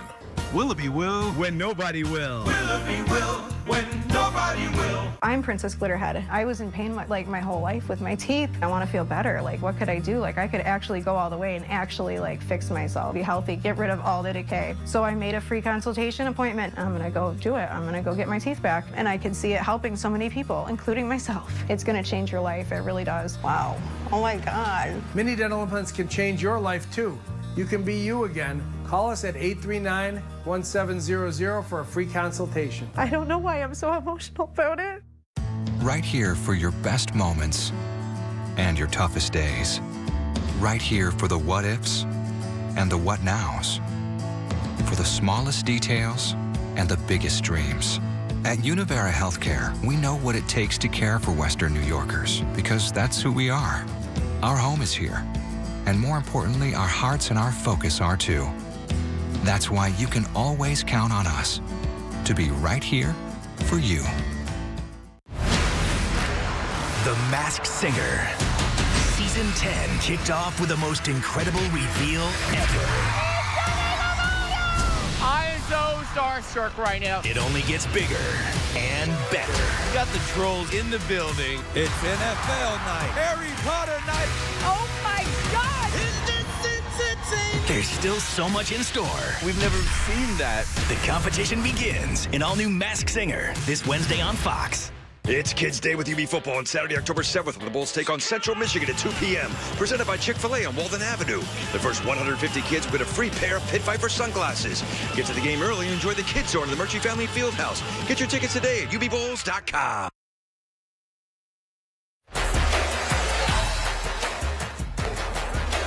Welcome back. 41-24, your final score. St. Francis gets the win over Canisius. And we're making our way down to the field for our trophy presentation, brought to you by the law office of William Mattar. The trophy, beautiful, is designed by Niagara Awards. You can see the St. Francis Red Raiders. They are posted up at midfield as we get ready to deliver the trophy to the Red Raiders, who just clinched their third straight Monsignor Martin Division A title. And we're walking over to the trophy as we speak. They are very happy. Yeah. And you can see the Red Raiders. They are smiling. They are certainly happy about it. And we're going to go hand this trophy to them right now. They're saying they need it. And it's going to Jeremiah Neely. How about that? They love it. Here's head coach Jerry Smith. Jerry, come on up here. Come on up here, my man. Jerry, the three-peat is complete. Third regular season title clinched by your team. What does this victory mean for your team? It's just another step on what our ultimate goal is. So we have 2 more games to hopefully win. Actually 3. Hopefully next week we can do it. But I think it's great testament to these guys right here who devoted a lot of time and energy into this season, and give credit to Canisius because they played very hard today. What's the mindset moving forward? Obviously, your goals right in front of you. Yeah, I guess the mindset is we'll enjoy this for the weekend, and then Monday get back to work, and we got Erie McDowell. Our champion for Thursday Night Lights for our last broadcast of the year. It's these guys, St. Francis, the Red Raiders. Congratulations, gentlemen. They love it. Congratulations, guys. Terrence Pendergrass. Where's Terrence Pendergrass? Hey, man. Come on up, my friend. There he is. 5 touchdowns, Mr. Pendergrass. Have you ever done that before? No, sir. No, sir. No, sir. What does it mean to have that kind of performance on a night like this? It mean good, but I got to give a shout-out to my O-line. I couldn't do it without them. It's a team effort. St. Francis wins it. Congratulations, guys. 41-24. Good luck the rest of the way in the playoffs. Once again, your final score, St. Francis gets the job done. 41-24. They clinched the three-peat regular season titles here in the Monsignor Martin Division A. All of us would like to take a moment to thank the wonderful sponsor partners, the law office of William Mattar, the Vinyl Outlet, Aesthetic Associates Center, and the University at Buffalo, who through their contributions to the program make these games possible for you, our viewers at home. We'd also like to thank our other great sponsor supporters for their contributions to our 2023 Thursday Night Lights telecast. Those being Excellus, Blue Cross Blue Shield, Express Windows, Interstate Batteries, Willoughby Insurance, Tim Hortons, T-Mark Plumbing, and Just Pizza. And we'd especially like to thank tonight's participating high schools and their administrators for their continued support. Canisius High School and, of course, our host, St. Francis High School. For the entire Sports Fever Television Network crew and my partner, Scott Pilkey, I'm Darren Zaslow saying so long from Pullian Family Field. Once again, your final score, St. Francis gets the job done, 41-24 over Canisius. We appreciate you tuning in all season long to the law office of William Mattar's special edition of Thursday Night Lights, presented by the Vinyl Outlet, here on My TV Buffalo. Have a great rest of your night.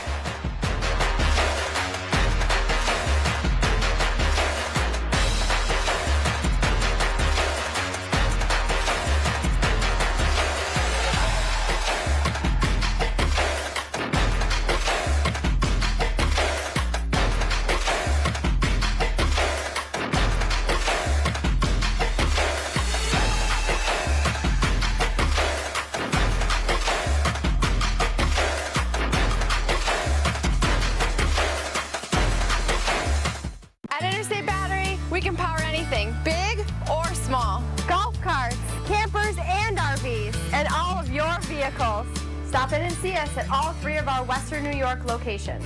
Interstate Battery, outrageously dependable. At Express Windows, you can get high-quality vinyl double-hung windows starting at only $329. And for a limited time, buy 3, get 1 free on energy-efficient triple-pane windows. Express Windows. Fast, easy, affordable.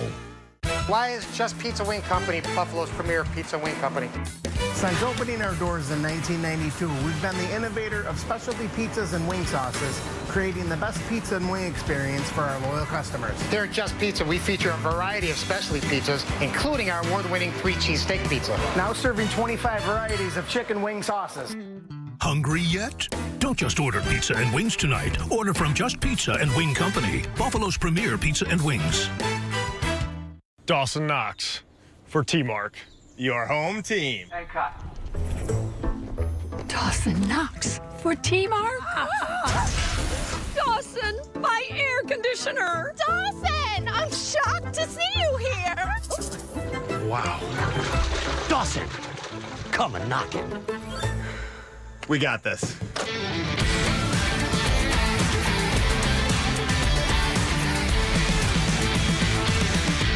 At Express Windows, you can get high-quality vinyl double-hung windows starting at only $329.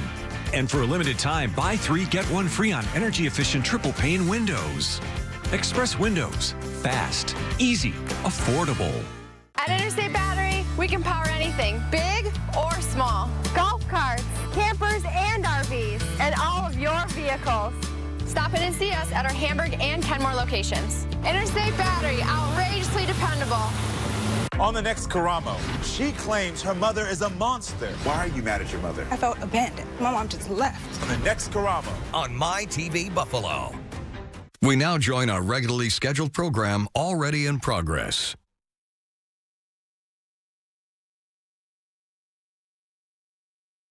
He's really trying to recover from that loss to the Beast. A little bit of embarrassment sinking in. Jennifer Flores thrown violently into that corner.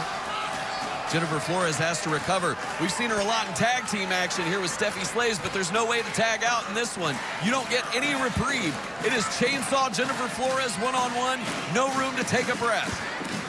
Now Chainsaw locking in, almost looks like a modified Cobra clutch near